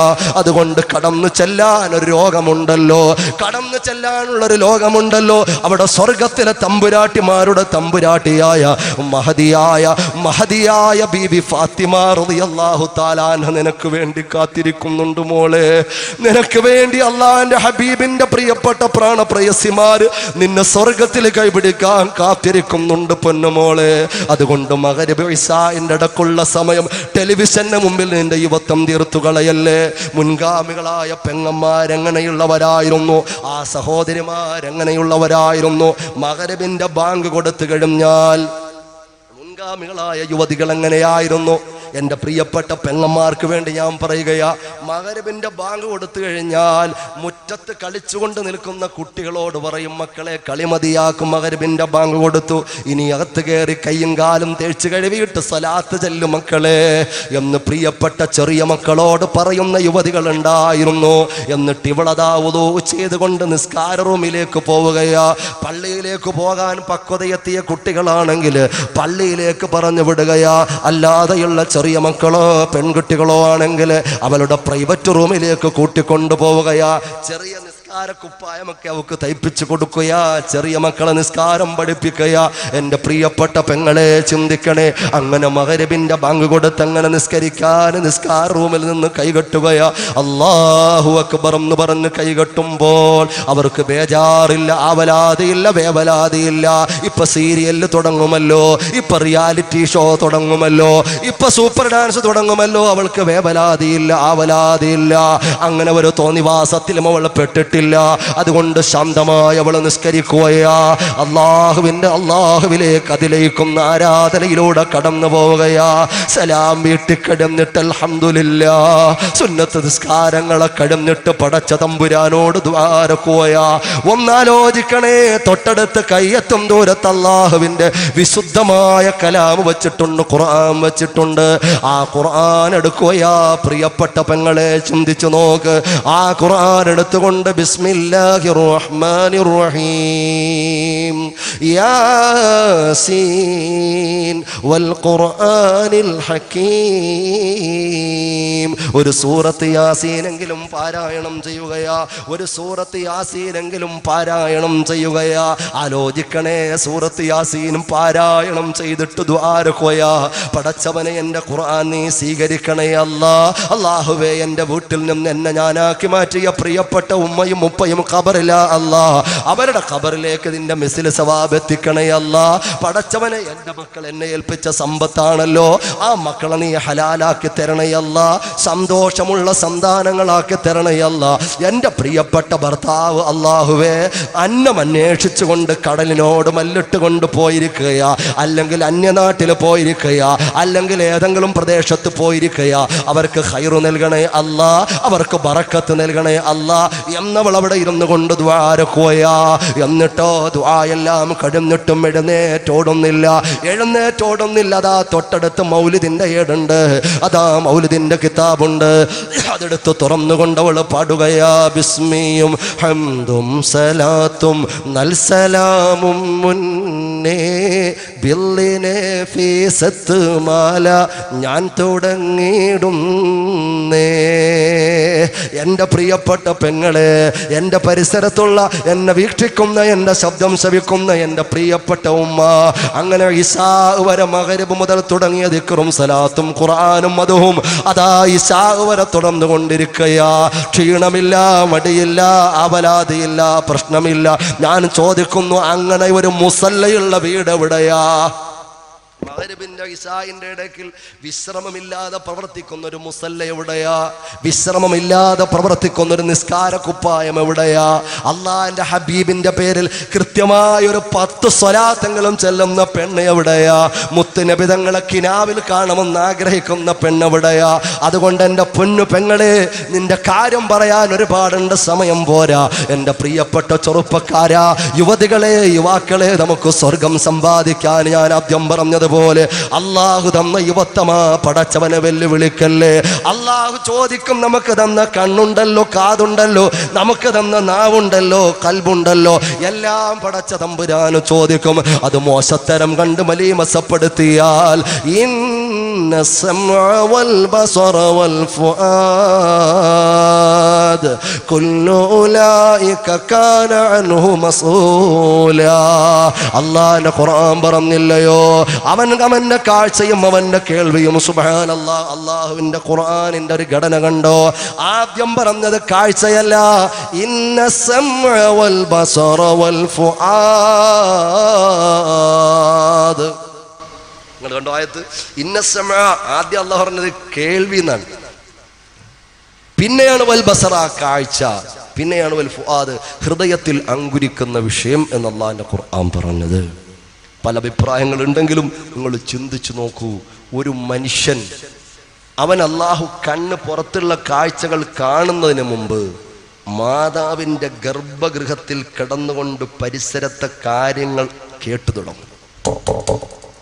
ആദ്യമായി പ്രവർത്തിച്ചു തുടങ്ങുന്ന അവയവം അവൻ്റെ കാതാണ്. പുറത്തുള്ള കാര്യങ്ങൾ കാണുന്നതിന് മുമ്പ് തന്നെ പുറത്തുള്ള ചലനങ്ങളുടെ ശബ്ദബീജികൾ ഗർഭഗൃഹത്തിൽ നിന്ന് തന്നെ അവൻ കേട്ടു തുടങ്ങും. അതുകൊണ്ട് ഗർഭിണികളായ സഹോദരിമാർ നല്ല നല്ല കാര്യങ്ങൾ കേൾക്കുകയും നല്ല നല്ല വിഷയങ്ങളുമായി ബന്ധപ്പെടുകയും നല്ല നല്ല ഭക്ഷണക്രമങ്ങൾ നടത്തുകയും നല്ലവരോട് സഹവസിക്കുകയും ചെയ്താൽ നിന്റെ ഗർഭഗൃഹത്തിലുള്ള ആ കുട്ടി വളരെ നല്ല കുട്ടിയായി മാറുമെന്ന് ആത്മീയ നേതാക്കന്മാരും പറഞ്ഞിട്ടുണ്ട്. ശാസ്ത്രീയമായി എൻ്റെ പ്രിയപ്പെട്ട സഹോദരങ്ങളെ ഡോക്ടേഴ്സും പറഞ്ഞു തന്നിട്ടുണ്ട്. അള്ളാഹു നല്ല സഹോദരി, ഒരുപാട് ഗർഭിണികളായ സഹോദരിമാരുണ്ട്, നല്ല സുഖപ്രസവം നൽകി അനുഗ്രഹിക്കുമാറാകട്ടെ. മക്കളില്ലാത്ത ഒരുപാട് ആളുകളുണ്ട്, വർഷങ്ങളായി കണ്ണീരായി കണ്ണീർ കടലായി പ്രിയപ്പെട്ടൊരു കുരുന്നിന് വേണ്ടി കാത്തിരിക്കുന്ന ഒരുപാട് ആളുകൾ എവിടെ നിന്നെല്ലാമോ ദ്വാരക്കാൻ പറഞ്ഞിട്ടുണ്ട്. തമ്പുരാനെ, തമ്പുരാനെ, പടച്ചവനെ, നല്ല ഓർമ്മശക്തിയുള്ള, ഓർമ്മബുദ്ധിയുള്ള, നല്ല തൻ്റെ ഇടമുള്ള, ഉത്സാഹമുള്ള, നല്ല കുളിർമയുള്ള ഒരു കുരുന്നിനെ നീ സമ്മാനമായി കൊടുക്കണേ അല്ലാ. നീ മക്കളില്ലാത്തവർക്ക് മക്കളെ നൽകണേ തരണേ അല്ലോ. അതുകൊണ്ട് സഹോദരങ്ങളെ, പ്രിയപ്പെട്ട പെങ്ങന്മാരെ, അങ്ങനെ മഹിതമായൊരു പാരമ്പര്യമുണ്ടായിരുന്നു. അതുകൊണ്ട് പ്രിയപ്പെട്ട ചെറുപ്പക്കാരാ, നിന്റെ കാതും കാഴ്ചയും കേൾവിയുമെല്ലാം അത് പടച്ച തമ്പുരാൻ ചോദിക്കുമ്പോ, എന്ത് കണ്ടു എന്ന് ചോദിക്കുമ്പോ, എന്ത് പറഞ്ഞു എന്ന് ചോദിക്കുമ്പോ, എന്ത് കേട്ടു എന്ന് ചോദിക്കുമ്പോ, എന്ത് ചിന്തിച്ചു എന്ന് ചോദിക്കുമ്പോ, അള്ളാഹുവിന്റെ മുമ്പിൽ മറുപടി പറയാൻ തയ്യാറായിക്കോ. പടച്ച തമ്പുരാന്റെ മുമ്പിൽ മറുപടി പറയാൻ തയ്യാറായിക്കോ. അതുകൊണ്ട് യുവത്വമേ ഹബീബ് മുഹമ്മദ് മുസ്തഫ സല്ലല്ലാഹു അലൈഹി വസല്ലമ തങ്ങളിലേക്ക്, അവിടുത്തെ മഹബ്ബത്തിന്റെ ലോകത്തേക്ക് മടങ്ങലല്ലാതെ നിങ്ങളുടെ യുവത്വത്തിന് മറ്റൊരു പരിഹാര മാർഗമില്ല. കാരണം എല്ലാവരും മടങ്ങിയത് അങ്ങോട്ടാ, സ്വലാത്തിലൂടെയാ അള്ളാഹുവിന്റെ ഹബീബിലേക്ക് അടുത്തിട്ടുള്ളത്. മുഹമ്മദ് മുസ്തഫ സല്ലല്ലാഹു അലൈഹി വസല്ലമ തങ്ങളിലേക്ക് അടുക്കാനും യുവത്വം പ്രണയബദ്ധമാകാനും ഒരൊറ്റ പോയിന്റും കൂടി പറഞ്ഞ് ഞാൻ ചുരുക്കുകയാ. അള്ളാന്റെ ഹബീബായ പ്രവാചകനോടുള്ള മധു ഉണ്ടല്ലോ. എൻ്റെ പ്രിയപ്പെട്ട ചെറുപ്പക്കാരാ, ഞാൻ പറയുകയാ, ഇത് ആസ്വാദനത്തിനല്ല, അഭിപ്രായ പ്രകടനത്തിനല്ല. അറിയുമോ, ഈ അടുത്ത് തന്നെ ചൊക്ലി എന്ന ചരിത്രമുറങ്ങുന്ന മണ്ണ്, കണ്ണൂർ ജില്ലയിൽ ചൊക്ലി എന്ന് പറയുന്ന ചരിത്രമുറങ്ങുന്ന ഒരു മണ്ണുണ്ട്. അവിടെ വിനീതനൊരു പ്രഭാഷണം നടത്തിയപ്പോ, എൻ്റെ പ്രിയപ്പെട്ട സഹോദരങ്ങളെ, 2 വർഷമായി 2 തവണയായി ഞാൻ അവിടെ പ്രസംഗിക്കുന്നു. ഈ കഴിഞ്ഞ തവണ പ്രഭാഷണം കഴിഞ്ഞ് അല്ലാഹുവിന്റെ ഹബീബിന്റെ മദ്ഹ് എല്ലാ പ്രഭാഷണത്തിനും അവസാനം ഒരൽപ്പം പറഞ്ഞൊരൽപ്പം മദ്ഹ് ചൊല്ലി ദ്വാരക്കുന്നൊരു പതിവുണ്ട്. ആ പ്രളയം പറഞ്ഞുകൊണ്ട് ദ്വാരക്കുന്നൊരു പതിവുണ്ട്. അങ്ങനെ മുത്തുനബി തങ്ങളോടുള്ള പ്രണയബദ്ധമായ ഇരടികളോട് ദുആ കഴിഞ്ഞ് വീട്ടിൽ പോയി ഒരു ചെറുപ്പക്കാരനതാ വിളിക്കുകയാ. അടുത്ത പ്രഭാതത്തിൽ എന്നെ വിളിക്കുകയാ, അല്ലയോ ഉസ്താദേ, അല്ലാഹുവിന്റെ റസൂലിന്റെ മദ്ഹ് കൊണ്ട് നനഞ്ഞ ഹൃദയവുമായി ഞാനങ്ങനെ ഉറങ്ങി. ഞാൻ കാണുന്ന കാഴ്ച പുണ്യ മദീനയാ. അള്ളാന്റെ ഹബീബ് മുഹമ്മദ് മുസ്തഫ സല്ലല്ലാഹു അലൈഹി വസല്ലമ തങ്ങളുടെ മദ്ഹ് ചൊല്ലി മദ്ഹ് പറഞ്ഞ് ആ ഈരടികൾ ചൊല്ലിയിട്ട് ഞാനങ്ങ് പോയി കിടന്നപ്പോ എൻ്റെ മനസ്സിന് എൻ്റെ മാണിക്ക കൊട്ടാരമായി കടന്നു വരുന്നത് പുണ്യമദീനയാണ്, പച്ചക്കുബ്ബയാണ്. അവിടെ ഒരാൾ വന്നതും അവിടെ നടന്ന സംഭാഷണങ്ങളും ഞാൻ പറയുന്നില്ല. എൻ്റെ പ്രിയപ്പെട്ടവരെ, അള്ളാന്റെ ഹബീബ് പുഞ്ചിരിക്കട്ടെ ചെറുപ്പക്കാരാ. അള്ളാന്റെ റസൂൽ ഇടപെടട്ടെ, അള്ളാന്റെ ഹബീബ് സന്തോഷിക്കട്ടെ. അല്ലാഹുവിന്റെ റസൂൽ പുഞ്ചിരി പ്രതികരണമായി അവിടുന്ന് നമുക്ക് തിരിച്ചു തരട്ടെ. മുഹമ്മദ് മുസ്തഫ സല്ലല്ലാഹു അലൈഹി വസല്ലമ തങ്ങളുടെ പുണ്യമായ അനുരാഗികളുടെ അനന്തകോടി അശ്രുഗണങ്ങൾ വീണ് അനുഗ്രഹീതമായി കിടക്കുന്ന പുണ്യമദീനയുണ്ടല്ലോ. സ്നേഹ സാഫല്യങ്ങളുടെ സുവർണ തീരങ്ങളിൽ സ്നേഹ സായൂജ്യത്തിന്റെ സായാഹ്നങ്ങൾ തീർത്ത അള്ളാന്റെ ഹബീബ് മുഹമ്മദ് മുസ്തഫ സല്ലല്ലാഹു അലൈഹി വസല്ലമ തങ്ങളുണ്ടല്ലോ. വിശ്വത്തിന്റെ അഷ്ടദിക്കുകളിൽ ഇഷ്ടത്തിന്റെ ഇതിഹാസങ്ങൾ തീർത്ത മുഹമ്മദ് മുസ്തഫ സല്ലല്ലാഹു അലൈഹി വസല്ലമ തങ്ങളുണ്ടല്ലോ. ആ പുണ്യമണ്ണിലേക്ക് കടന്നു വരികയാ. അതാ ഒരു ജൂതനായ പണ്ഡിതൻ കടന്നു വരികയാ. കടന്നു വരികയാ.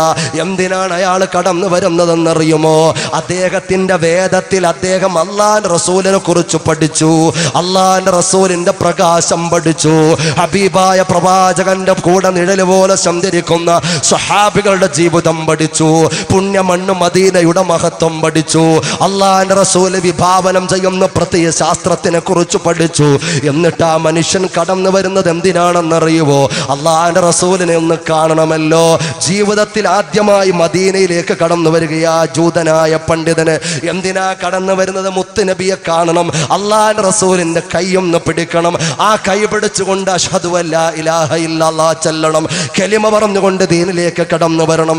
ആ മനുഷ്യൻ അങ്ങനെ നടന്നു നീങ്ങിയപ്പോൾ ആ മനുഷ്യൻ അള്ളാഹുവിന്റെ റസൂലിനെ ജീവിതത്തിൽ ഒരിക്കലും കണ്ടിട്ടില്ലല്ലോ. സൗന്ദര്യധാമമാകുന്ന പ്രവാചകന്റെ പുണ്യമായ വദനത്തെ കുറിച്ച് വായിച്ചിട്ടല്ലേ മനസ്സിലാക്കിയിട്ടുള്ളൂ. ആദ്യമായി കണ്ടുമുട്ടുന്ന താരെന്നറിയുമോ? മഹാനായ സൽമാനുൽ ഫാരിസി റളിയല്ലാഹു തആല അൻഹുവിനെയാ. ആപ്പിൾ പോലെ ചുവപ്പുള്ള സഹാബിയാ. സഹോദരങ്ങളെ, സഹാബിമാരിൽ നല്ല ഗ്ലാമറുള്ള സഹാബിയാ സൽമാനുൽ ഫാരിസി റളിയല്ലാഹു തആല അൻഹുവിനെ കാണുകയാ. ഈ ജൂതൻ വിചാരിച്ചു ഈ കടന്നു വരുന്നത് മുഹമ്മദ് മുസ്തഫ തങ്ങളാണോ? കാരണം കാണാൻ നല്ല പവറല്ലയോ, കാണാൻ നല്ല പ്രൗഢിയും പ്രതാപവുമല്ലയോ, കാണാൻ നല്ല സൗന്ദര്യ സ്വരൂപമാകുന്ന മുഖമല്ലയോ? ഇതെന്റെ ഹബീബാണോ? ഇത് ഞാൻ കാണാമെന്ന മുത്തു റസൂലാണോ? സൽമാൻ ഫാരിസ് തങ്ങളടുത്ത് വന്നുകൊണ്ട് പറയുകയാ, നിങ്ങൾ അല്ലാഹുവിന്റെ റസൂലാണോ? നിങ്ങൾ അല്ലാഹുവിന്റെ റസൂലാണോ? നിങ്ങൾ മുഹമ്മദ് മുസ്തഫയാണോ? സൽമാൻ തങ്ങളത് കേട്ടപ്പോൾ പൊട്ടിക്കരഞ്ഞിട്ട് പറയുകയാ, ലാ അന അബ്ദുഹു, ഞാൻ അവിടുത്തെ എളിയ ഒരു ദാസൻ മാത്രമാ, ഞാൻ അവിടുത്തെ എളിയ ഒരു ദാസൻ മാത്രമാ, എളിയ ഒരു സേവകൻ മാത്രമാ. എവിടെയാ അല്ലാഹുവിന്റെ റസൂൽ? എവിടെയാ? ഞാൻ മുത്തുനബി തങ്ങളെ കാണാമെന്ന ആളാ, ഞാൻ മുത്തുനബി തങ്ങളുടെ കൈപിടിച്ച് ഇസ്ലാം സ്വീകരിക്കാമെന്ന ആളാ. എവിടെയാ പുണ്യപ്രവാചകൻ ഇരിക്കുന്നതെന്ന് പറയുമോ? സൽമാൻ തങ്ങൾ പരിശുദ്ധമായ മദീനയുടെ പള്ളിയുടെ ഓരത്തിരിക്കുന്ന ഒരു കൂട്ടം സഹാബികള് ആ സഹാബികളുടെ ഭാഗത്തേക്ക് അയക്കുകയാ. മനുഷ്യ, നിങ്ങൾ അങ്ങോട്ട് ചെല്ലൂ, അവിടെ അന്വേഷിക്കൂ. സഹോദരങ്ങളെ, ജൂതനായ മനുഷ്യൻ കടന്നു വരുമ്പോൾ ഒരു കൂട്ടം സഹാബികൾ പള്ളിയുടെ ഓരത്തിരിക്കുകയാ. അതിൽ മഹാനായ അലിയുൽ മുർത്തള തങ്ങളുണ്ട്, അലി ഇബ്നു അബീ ത്വാലിബ് റളിയല്ലാഹു തആല അൻഹു ഉണ്ട്, അലിയാർ തങ്ങളടക്കമുള്ള പല പ്രമുഖ സഹാബികളും അവിടെ ഇരിക്കുമ്പോൾ ഈ മനുഷ്യൻ ചെന്നുകൊണ്ട് ചോദിക്കയ്യാ, നിങ്ങളുടെ കൂട്ടത്തിൽ ആരാ? നിങ്ങളുടെ കൂട്ടത്തിൽ ആരാ? മുഹമ്മദ് മുസ്തഫ സല്ലല്ലാഹു അലൈഹി വസല്ലം. ആരാ നിങ്ങളുടെ കൂട്ടത്തിൽ? മുഹമ്മദ് മുസ്തഫ സല്ലല്ലാഹു അലൈഹി വസല്ലം. ഇത് കേട്ടപ്പോൾ, അല്ലാഹുവിന്റെ റസൂലിന്റെ പേര് കേട്ടപ്പോൾ ആ സഹാബികളെല്ലാം മിങ്ങിപ്പൊട്ടുകയാ. അലിയാർ തങ്ങളടക്കമുള്ളവർ കൊച്ചു കുട്ടികളെ പോലെ കരയുകയാ. സഹോദരങ്ങളെ, അറിയണേ ചെറുപ്പക്കാരാ, ഒരുപാട് ആളുകൾക്ക് നീ മനസ്സ് കൊടുത്തിട്ടുണ്ടല്ലോ. നിന്റെ മനസ്സിന്റെ മുഖങ്ങളിൽ മൂടുപടമിട്ടിരിക്കുന്നത് ഏതൊക്കെ ചിത്രങ്ങളാ പൊന്നുമോനെ. ഒരു സ്ഥലത്തിൽ അതാ മമ്മൂട്ടിയാണ്, മറ്റൊരു സ്ഥലത്തിൽ മോഹൻലാലാ. ഇതൊന്നും പോലെ കുറച്ച് ഹിന്ദി നടന്മാര്, കുറച്ച് തമിഴ് നടന്മാര്, കുറച്ച് തെലുങ്കും അതുപോലെ കന്നഡയും നടന്മാര്. മറ്റു സ്ഥലത്തിലോ നമ്പർ 10 അടിച്ച മെസ്സിയുടെ ചിത്രവാ, നെയ്മറിന്റെ ചിത്രവാ, പല കായിക രംഗങ്ങളിലും ശോഭിക്കുന്നു എന്ന് പറയുന്നവരുടെ ചിത്രങ്ങളാ. അവിടെ എവിടെയാ മുഹമ്മദ് മുസ്തഫ? അവിടെ എവിടെയോ രാജകുമാരൻ മുഹമ്മദ് മുസ്തഫ? അല്ലാഹുവിന്റെ റസൂലല്ലയോ നമ്മുടെ കാരണക്കാരൻ? അല്ലാഹുവിന്റെ റസൂലല്ലയോ നമ്മുടെ ജീവിതത്തിന്റെ നിദാനക്കാരൻ? ആ മുത്തുനബി തങ്ങളോടുള്ള പ്രണയമില്ലാതൊരു യുവത്വമാവുകയില്ല.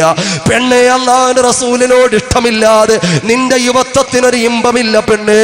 അല്ലാഹുവിന്റെ റസൂലിനോട് ഇഷ്ടമില്ലാതെ ചെറുപ്പക്കാരാ, ഹബീബിനോട് മഹബത്തില്ലാതെ ഹൃദയത്തിൽ ആരെയൊക്കെയോ വലിച്ചു നീട്ടി ഒട്ടിച്ചിരിക്കുന്ന ആ ഒരു ഹൃദയഭിത്തിയുമായി നീ നീങ്ങുമ്പോൾ എൻ്റെ പ്രിയപ്പെട്ട ചെറുപ്പക്കാരാ, ഹബീബായ പ്രവാചകനെ ജീവിതത്തിൽ ഒരിക്കലൊന്ന് കാണാൻ നിനക്ക് മോഹമുണ്ടോ? ആലോചിച്ച് നോക്ക്. സഹാബികളുടെ മുമ്പിൽ നിൽക്കുമ്പോൾ, സഹാബികളുടെ മുമ്പിൽ നിന്നുകൊണ്ട് ഈ ചോദ്യം ചോദിക്കുമ്പോൾ സഹാബികളെല്ലാം കരയുകയാ. ഇദ്ദേഹത്തിന് അത്ഭുതമായി അലിയാർ തങ്ങൾ മുന്നോട്ട് കടന്നു വന്നു. അലിയാർ തങ്ങൾ ഈ മനുഷ്യനെ സമാധാനിപ്പിച്ചുകൊണ്ട് പറയുകയാ, എവിടെയാ പരിഭ്രമിച്ചു നിൽക്കുന്ന ഈ മനുഷ്യൻ? അല്ലാഹുവിന്റെ റസൂലിന്റെ പേര് ചോദിച്ചപ്പോൾ നിങ്ങൾ എല്ലാവരും ഇങ്ങനെ കരയുന്നത് എന്താണെന്ന് പരിഭ്രമിച്ചു നിന്നപ്പോൾ ആ ജൂതനായ പണ്ഡിതന്റെ തോളിൽ തട്ടിയിട്ട് പറയുകയാ, കരന്നുകൊണ്ട് അലിയാർ തങ്ങൾ പറയുകയാ, അല്ലയോ മനുഷ്യ, ആരംഭപ്പൂവായ മുഹമ്മദ് മുസ്തഫ സല്ലല്ലാഹു അലൈഹി വസല്ലമ തങ്ങൾ ഞങ്ങളിൽ നിന്നും വിട പറഞ്ഞു പോയിട്ടും 3 ദിവസമായി. ആ പ്രകാശം ഇവിടെ നിന്ന് പൊലിഞ്ഞു പോയിട്ടും നീ 3-ാം ദിവസമാ. ആ ദുഃഖത്തിൽ ഞങ്ങൾ ഇരിക്കുമ്പോഴാ നിങ്ങൾ അല്ലാഹുവിന്റെ റസൂലിനെ അന്വേഷിച്ചു വന്നിട്ടുള്ളത്. ഞങ്ങൾ എങ്ങനെയാ കരയാതിരിക്കുക എന്ന് പറയുമ്പോൾ ഈ ജൂതനായ മനുഷ്യൻ 2 കൈയും തലയിൽ വെച്ച്, വാ ഹുസ്ന, എനിക്ക് വന്ന വേദനയെ, എനിക്ക് വന്ന പ്രയാസമേ, എനിക്ക് സംഭവിച്ചു പോയ തീരാ ദുഃഖമേ, അല്ലാഹുവിന്റെ റസൂല് വിട പറഞ്ഞു പോയോ, ഹബീബ് വിട പറഞ്ഞു പോയോ, മുത്തുനബി എനിക്ക് കാണാൻ പറ്റില്ല എന്നൊക്കെ പറഞ്ഞ് പൊട്ടിക്കറന്നിട്ട് ആ മനുഷ്യൻ പറയുകയാ, ആ മുത്തുനബി തങ്ങൾ ജീവിതത്തിൽ ഇട്ട ഒരു വസ്ത്രം ഇങ്ങ് കൊണ്ടു തരുവോ? എനിക്കൊന്ന് മുത്തി മണക്കാൻ വേണ്ടിയിട്ട, എനിക്കൊന്ന് ചുംബനം കൊടുക്കാൻ മുത്തി മണക്കാൻ വേണ്ടിയിട്ട ഹബീബായ പ്രവാചകൻ ധരിച്ച ഒരു കുപ്പായം ഒന്ന് കൊണ്ടുതരുവോ? എൻ്റെ പ്രിയപ്പെട്ട സഹോദരങ്ങളെ, അലിയാര് തങ്ങള് തൻ്റെ പ്രിയപ്പെട്ട പത്നി ഫാത്തിമാനോട് അതാ മഹാനായ സൽമാൻ തങ്ങളെ പറഞ്ഞു വിടുകയാ. മോനെ സൽമാനെ, ചെന്ന് പറ, ഫാത്തിമാനോട് ചെന്ന് പറ, അള്ളാന്റെ റസൂലിന്റെ ഒരു കുപ്പായം തരാൻ കാര്യങ്ങൾ ഫാത്തിമാനോട് പറ. ഫാത്തിമാന്റെ വീട്ടിൽ പോയി നിന്നുകൊണ്ട് പറയുകയാ, ബീവി ഫാത്തിമ, അള്ളാന്റെ റസൂലിന്റെ ഒരു കുപ്പായം തരൂ ഫാത്തിമ.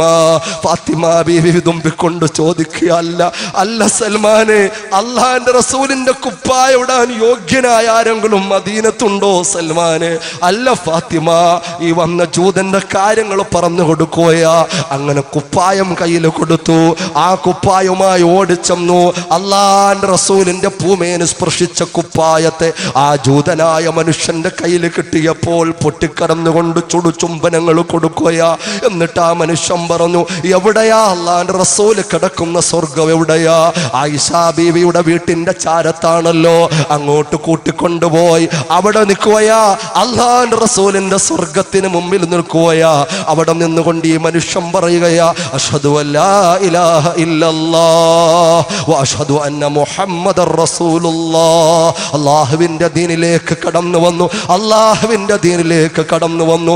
എന്നിട്ട് അല്ലാഹുവിനോട് ദുആ രക്കുന്നു, യാ റബ്ബി, പടച്ചവനെ, നാഥനായ റബ്ബേ, എൻ്റെ ആഗ്രഹം പോലെ ഇതാ അല്ലാഹുവിന്റെ റസൂലിന്റെ ചാരത്ത് വന്ന് ഞാൻ നിന്റെ ദീൻ സ്വീകരിച്ചു പടച്ചവനെ. അതുകൊണ്ട് അല്ലാഹുവിന്റെ റസൂൽ ഇല്ലാത്തൊരു അറ്റ്മോസ്ഫിയർ എനിക്ക് ആവശ്യമില്ല. മുത്തുനബി ഇല്ലാത്തൊരു അന്തരീക്ഷം എനിക്ക് വേണ്ട. എൻ്റെ ഷഹാദത്ത് നിനക്ക് തൃപ്തിയാണോ? ഞാൻ ദീനിലേക്ക് വന്നത് നിനക്ക് ഇഷ്ടമാണോ? നിനക്ക് തൃപ്തിയാണോ? എങ്കിൽ ഫഖ്ബിൽ റൂഹി, എൻ്റെ ആത്മാവിനെ നീ പിടിക്കൂ റബ്ബേ. പടച്ചവനെ, ഞാൻ മുസ്ലിമായി നിനക്ക് ഇഷ്ടമാണെങ്കിൽ എൻ്റെ റൂഹിനെ നീ ഇപ്പം തന്നെ പിടിച്ചു. അള്ളാഹുവിൻ്റെ റസൂലില്ലാത്തൊരു അന്തരീക്ഷം എനിക്ക് വേണ്ട, എൻ്റെ റൂഹിനെ പിടിക്കൂ എന്ന് പറയുമ്പോൾ ആ മഹാനായ മനുഷ്യൻ്റെ റൂഹിനെ അള്ളാഹു തആല പിടിച്ചു എന്നാണ് ചരിത്രം. മുഹമ്മദ് മുസ്തഫ. എൻ്റെ പ്രിയപ്പെട്ട സഹോദരങ്ങളെ, അള്ളാഹിൻ്റെ ഹബീബ് മുഹമ്മദ് മുസ്തഫ സല്ലല്ലാഹു അലൈഹി വസല്ലമ തങ്ങളുടെ പേരിൽ ഒരൊറ്റ സ്വലാത്ത് ചൊല്ലിക്കൊണ്ട് ഇൻഷാ അല്ലാഹ് ഒരു ചെറിയ ദുആയിലേക്ക് കടക്കുകയാണ്. എല്ലാ ആളുകളും അല്ലാഹുവിന്റെ റസൂലിന്റെ പേരിൽ സ്വലാത്ത് ചൊല്ലണം, മദ്ഹ് ചൊല്ലണം. 3 സദസ്സിൽ ഈ അടുത്ത സമയത്ത് തന്നെ 3 സദസ്സിൽ ഇങ്ങനെ അവസാന സമയം ഈ മദ്ഹ് ചൊല്ലുമ്പോൾ, അവസാന സമയം ഇങ്ങനെ സ്വലാത്ത് ചൊല്ലുമ്പോൾ, അവസാന സമയം പുണ്യപ്രവാചകന്റെ പ്രണയം പറഞ്ഞു ദുആയ്ക്ക് മുമ്പ് ഇങ്ങനെ പ്രണയം പറയുമ്പോൾ, പാടുമ്പോൾ, അങ്ങനെ 3 സദസ്സിൽ നിന്ന് എനിക്ക് ഓരോ ആളുകളും പറഞ്ഞു തന്നിട്ടുണ്ട് കാര്യമുണ്ട്. ആ സമയത്ത് എന്തോ നല്ലൊരു പരിമളം ഞങ്ങൾ ആസ്വദിച്ചിട്ടുണ്ട്. 3 വ്യക്തികൾ 3 സ്ഥലത്ത് എന്നോട് പറഞ്ഞിട്ടുണ്ട്. ഞാനത് വിശദീകരിച്ച് പറയേണ്ടത് ആ സമയം പോരാ. അവർ പറഞ്ഞതിൻ്റെ ചുരുക്കമതാ. അങ്ങനെ ഹബീബിന്റെ മദ്ഹ് ചൊല്ലിയപ്പോൾ ജീവിതത്തിൽ ഞങ്ങൾ അനുഭവിച്ചിട്ടില്ലാത്തൊരു സുഗന്ധം ഞങ്ങളുടെ നാസാരന്ധ്രങ്ങളിൽ ഞങ്ങൾക്ക് ആസ്വദിക്കാൻ കഴിഞ്ഞു. അതിലൊരു ചെറുപ്പക്കാരൻ പറഞ്ഞു, ആദ്യം ഞാൻ വിചാരിച്ചു ഏതോ കൂടിയ വല്ല അത്തറിന്റെ കുപ്പി തുറന്നതായിരിക്കും. പരിസരത്തൊക്കെ നോക്കി ആരും അത്തർ പുരട്ടിയിട്ടില്ല, എല്ലാവരും മദ്ഹ് ചൊല്ലുകയാ. ആ മനുഷ്യൻ പറഞ്ഞു, അത് മദീനത്ത് നിന്ന് വന്നതാണെന്ന് പറയുകയാ. അതുകൊണ്ട് എൻ്റെ പ്രിയപ്പെട്ടവരെ, അല്ലാഹുവിന്റെ റസൂലിന്റെ പൊരുത്തമുള്ളൊരു സദസ്സാകണം, ഹബീബായ പ്രവാചകൻ ഇടപെടുന്നൊരു സദസ്സാകണം, അല്ലാഹുവിൻ്റെ റസൂലിനെ കാണാൻ ഉതകുന്നൊരു സദസ്സാകണം. അല്ലാഹുവേ, മുത്തുനബി തങ്ങളെ കാണാൻ തൗഫീഖ് നൽകണേ അല്ലാഹ്. പടച്ചവനെ, 14-ാം രാവിലെ പൂർണ്ണേന്ദുവിനെ പരാജയപ്പെടുത്തിയ പുണ്യമുഖമുണ്ടല്ലോ, അല്ലാഹുവിന്റെ റസൂലിന്റെ പുണ്യമായ മുഖമുണ്ടല്ലോ. അന്ത ശബ്സുൻ അന്ത ബദറുൻ അന്ത നൂറുൻ ഫൗഖ നൂരി അന്ത ഇക്സീറുൻ വഗാലി അന്ത മിസ്ബാഹുസ് സുദൂർ യാ നബി സലാം അലൈക്കും.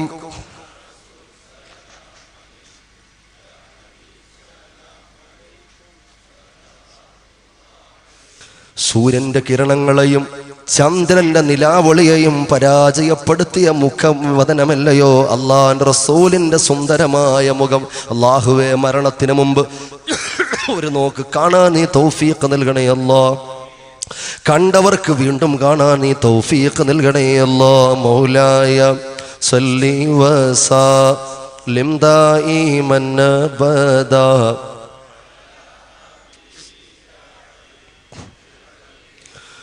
ربنا يا ربنا ربنا يا ربنا ربنا يا ربنا ربنا يا ربنا ربنا يا ربنا ربنا يا ربنا ربنا ربنا يا ربنا مولاي صل وسلم دائما ابدا على حبيبك خير الخلق كلهم ثم الرضا عن ابي بكر وعن عمر وعن علي وعن عثمان ذي الكرم مولاي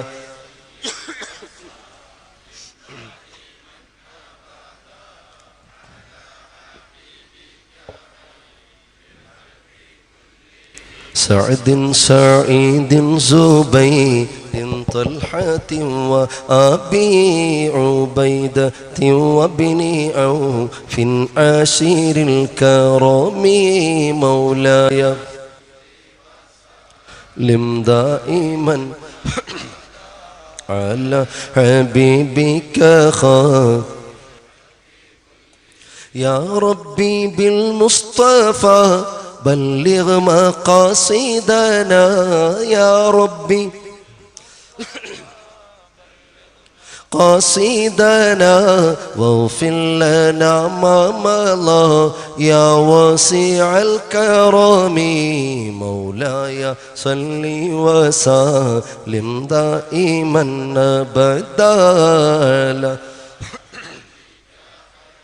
للخلق كلهم الحمد لله رب العالمين حمدا يوافي نعمه ويكافئ مزيده اللهم صل على سيدنا محمد وعلى آله وأصحاب سيدنا ومولانا محمد أرحم الراحمين يا الله കരുണയുള്ള നാഥാ നീ ഞങ്ങളെ സ്വീകരിക്കണം റഹ്മാനേ അല്ലാഹുവേ ഞങ്ങൾ പറഞ്ഞതും കേട്ടതും ഇരുന്നതും നിന്നതും എല്ലാം നീ കബൂലാക്കണം അല്ലാഹ് പടച്ചവനേ എന്തെങ്കിലും അനിഷ്ടം വന്നു പോയിട്ടുണ്ടെങ്കിൽ നീ പൊറുക്കണേ അല്ലാഹ് പടച്ചവനെ ഞങ്ങളുടെ പാപങ്ങൾ സുഹൃതങ്ങളെക്കാൾ എത്രയോ പതിമടങ്ങാണല്ലോ പടച്ചവനെ നീ അല്ലാതെ പൊറുക്കാൻ ആരുമില്ലല്ലോ അല്ലോ ഞങ്ങളുടെ പാപങ്ങളെല്ലാം നീ പൊറുക്കണേ അല്ലോ പടച്ചവനെ പാപികളായി ഞങ്ങളുടെ ഒരാളിൻ്റെയും റൂഹിനെ നീ കൊണ്ടുപോകല്ലേ അല്ലോ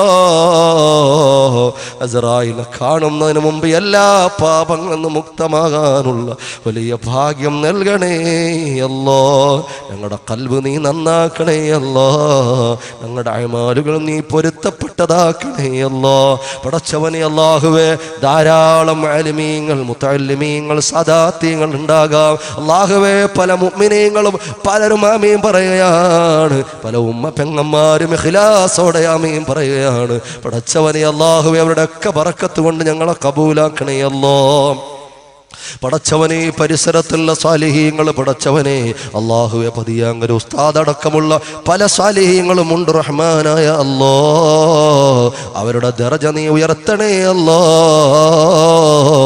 പരലോകത്തിൽ അവരോടോരം ചേർന്ന് സ്വർഗത്തിൽ സമ്മേളിക്കാനുള്ള ഭാഗ്യം നൽകണേ അല്ലാ പടച്ചവനെ ഞങ്ങളുടെ എല്ലാ വിഷമങ്ങളും മാറ്റണേ അല്ലാ പടച്ചവനെ രോഗങ്ങളിൽ പെട്ടുപോയവരുണ്ടല്ലോ പടച്ചവനെ പല നിലക്കുള്ള രോഗങ്ങളാണ് അല്ലോ പടച്ചവനെ ക്യാൻസർ എയ്ഡ്സ് മന്ത് പോലെയുള്ള മാരകമായ ഭീകരമായ ബീഭത്സമായ രോഗങ്ങൾ ഞങ്ങൾക്കാർക്കും തന്ന് നീ ഞങ്ങളെ തളർത്തല്ലേ അല്ലോ ഞങ്ങളെ തകർക്കല്ലേ അല്ലോ പടച്ചവനെ അല്ലാഹുവേ നിന്ന് നിസ്കരിക്കാനുള്ള ആഫിയത്ത് ഞങ്ങളിൽ മരണം വരെ നീ നിലനിർത്തണേ അല്ലോ നിന്ന് നിസ്കരിക്കാനുള്ള ആഫിയത്ത് മരണം വരെ നിലനിർത്തണേ അല്ലോ പടച്ചവനെ അല്ലാഹുവേ ഇവിടെ ഒരുമിച്ച് കൂടിയവരിൽ നല്ലൊരു ഭാഗവും കടലിന്റെ മക്കളാണല്ലോ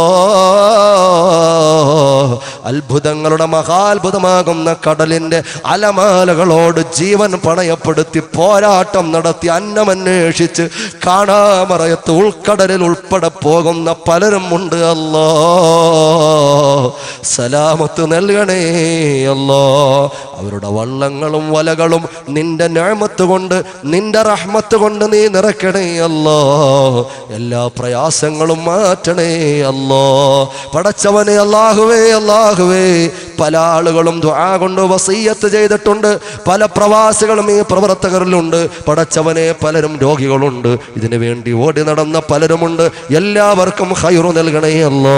പടച്ചവനെ, പള്ളിയിൽ സേവനമനുഷ്ഠിക്കുന്ന ഉസ്താദുമാര് പടച്ചവനെ, അല്ലാഹുവേ, പടച്ചവനെ, ഇമാമ്, അതുപോലെ എൻ്റെ സുഹൃത്ത് പടച്ചവനെ, അസിസ്റ്റന്റ് ഇമാമ്, പടച്ചവനെ, അല്ലാഹുവേ, ഒരുപാട് ആലിമീങ്ങളുണ്ട്. എൻ്റെ പ്രിയപ്പെട്ട സുഹൃത്ത് ഈ സദസ്സിൽ റിയാസ് മുസ്ലിയാരടക്കമുള്ള, നവാസ് മുസ്ലിയാരടക്കമുള്ള ഒരുപാട് ആളുകൾ ഉണ്ടാകും. പരിചയക്കാർ ഒരുപാട് പേരുണ്ടാകും. അല്ലാഹുവേ, എല്ലാ ഹലാലായ മുറാദുകളും ഹാസിലാക്കണേ അല്ലാ.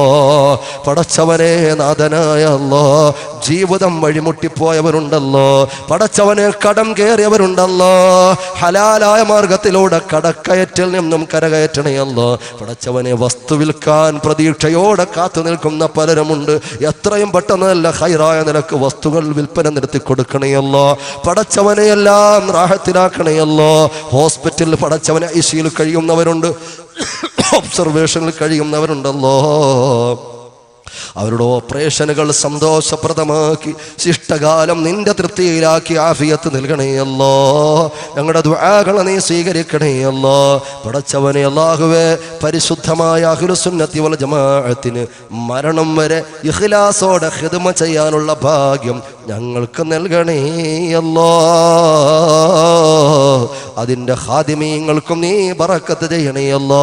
ഇഖ്ലാസോടെ സുന്നത്ത് ജമാഅത്തിന്റെ ഖിദ്മ ചെയ്യുന്ന ഏതെല്ലാം ആലിമീങ്ങളുണ്ടോ, ഏതെല്ലാം പ്രസ്ഥാനത്തിലാകട്ടെ, ഏതെല്ലാം കൊടി പിടിക്കുന്നവരാകട്ടെ, ഇഖ്ലാസോടെ സുന്നത്ത് ജമാഅത്തിന് ഖിദ്മത്ത് ചെയ്യുന്നവരാണോ, അവർക്ക് ആഫിയത്ത് കൊടുക്കണേ അല്ലാ. ഹിമ്മത്ത് നൽകണേ അല്ലാ. ഹിഫ്ള് നൽകണേ അല്ലാ. പടച്ചവനെ, ഞങ്ങളിന്നും മരണപ്പെട്ടു പോയി വഫാത്തായി പോയ പല മഹാന്മാരും സദാത്യങ്ങളും പണ്ഡിതന്മാരുണ്ട്. അല്ലാഹുവേ, മഹാനായ താജുൽ ഉലമ ഖബറിലാണ് അല്ലാ. ആ ഖബറിൽ നീ ദറജ വർദ്ധിപ്പിക്കണേ അല്ലാ. പടച്ചവനെ, അവിടുത്തെ ഖബർ സ്വർഗീയ ആരാമമാക്കണേ അല്ലാ. പടച്ചവനെ, സമുദായ ഐക്യം ഒരുപാട് ആഗ്രഹിച്ച മഹാനായ ശിഹാബ് തങ്ങൾ ഖബറിലാണ്. ആ ഖബറും നീ സന്തോഷപ്രദമാക്കണേ അല്ലാ. പടച്ചവനെ, അല്ലാഹുവേ, അല്ലാഹുവേ, എടുത്ത് വിട പറഞ്ഞു പോയ പൊസോട്ട് തങ്ങൾ, അതുപോലെ ബൈലത്തൂർ ബാബ ഉസ്താദ്, കുണ്ടൂർ ഉസ്താദ്, നെല്ലിക്കുത്ത് ഉസ്താദ്, എം.എ. ഉസ്താദ്, ഒരുപാട് ആലിമീങ്ങളുണ്ടല്ലോ. ഓരോ ഖബറുകളൊക്കെ നീ ഉന്നതിയിലും സന്തോഷത്തിലുമാക്കണേ അല്ലാ. പടച്ചവനെ, വിനീതന്റെ ഉസ്താദിന്റെ ഉസ്താദുമാരാകുന്ന ശംസുൽ ഉലമയും ഇ.കെ. ഹസൻ ഉസ്താദും ഖബറുകളിലാണ്. അവരുടെ ദറജകളും നീ വർദ്ധിപ്പിക്കണേ അല്ലാ. പടച്ചവനെ, കണ്ണിയത്ത് ഉസ്താദ് അടക്കമുള്ള ഒരുപാട് മഹാന്മാർ ഖബറുകളിലാണ്. അവരുടെ ദറജ വർദ്ധിപ്പിച്ച് സ്വർഗീയ ആരാമമാക്കണേ അല്ലാ. പടച്ചവനെ, സ്വർഗത്തിൽ ഒരുമിക്കാനുള്ള ഭാഗ്യം നൽകണേ അല്ലാ. ലോകത്തിന്റെ നാനാഭാഗങ്ങളിൽ പ്രയാസങ്ങൾ, പീഡനങ്ങൾ അനുഭവിക്കുന്നവരുണ്ട്. പടച്ചവനെ, ആശ്വാസം നൽകണേ അല്ലാ. പടച്ചവനെ, ഇന്ത്യ മഹാരാജ്യത്തിന്റെ ജയിലറകളിൽ ഉൾപ്പെടെ പടച്ചവനെ അകാരണമായി ജയിലിൽ കഴിയുന്ന പലരുമുണ്ട്. നീ മോചനം കൊടുക്കണേ അല്ലാ. വിശിഷ്യ പ്രഭാഷണ കേരളത്തിന് മറക്കാൻ പറ്റാത്ത ശബ്ദം അബ്ദുൽ നാസർ മഅദനിക്ക് നീ മോചനം കൊടുക്കണേ അല്ലാ. അബ്ദുൽ നാസർ മഅദനിക്ക് നീ മോചനം കൊടുക്കണേ അല്ലാ. പൂർണ്ണ ആഫിയത്തും ദീർഘായസം നൽകണേ അല്ലാ. ശിഷ്ടകാലം സുന്നത്ത് ജമാഅത്തിന് ഖിദ്മത്ത് ചെയ്യാനുള്ള ഒരു തൗഫീഖും നീ നൽകണേ അല്ലാ. അല്ലാഹുവേ, ഞങ്ങളുടെ ദുആകളെ നീ സ്വീകരിക്കണേ അല്ലാ. അല്ലാഹുമ്മ റബ്ബനാ തഖബ്ബൽ മിന്നാ ഇന്നക അൻതസ് സമീഉൽ അലീം വതുബ് അലൈനാ ഇന്നക അൻതത് തവ്വാബുർ റഹീം. റബ്ബി സിദ്നാ ഇൽമൻ നാഫിഅൻ ആമീൻ ബിറഹ്മതിക യാ അർഹമർ റഹീം.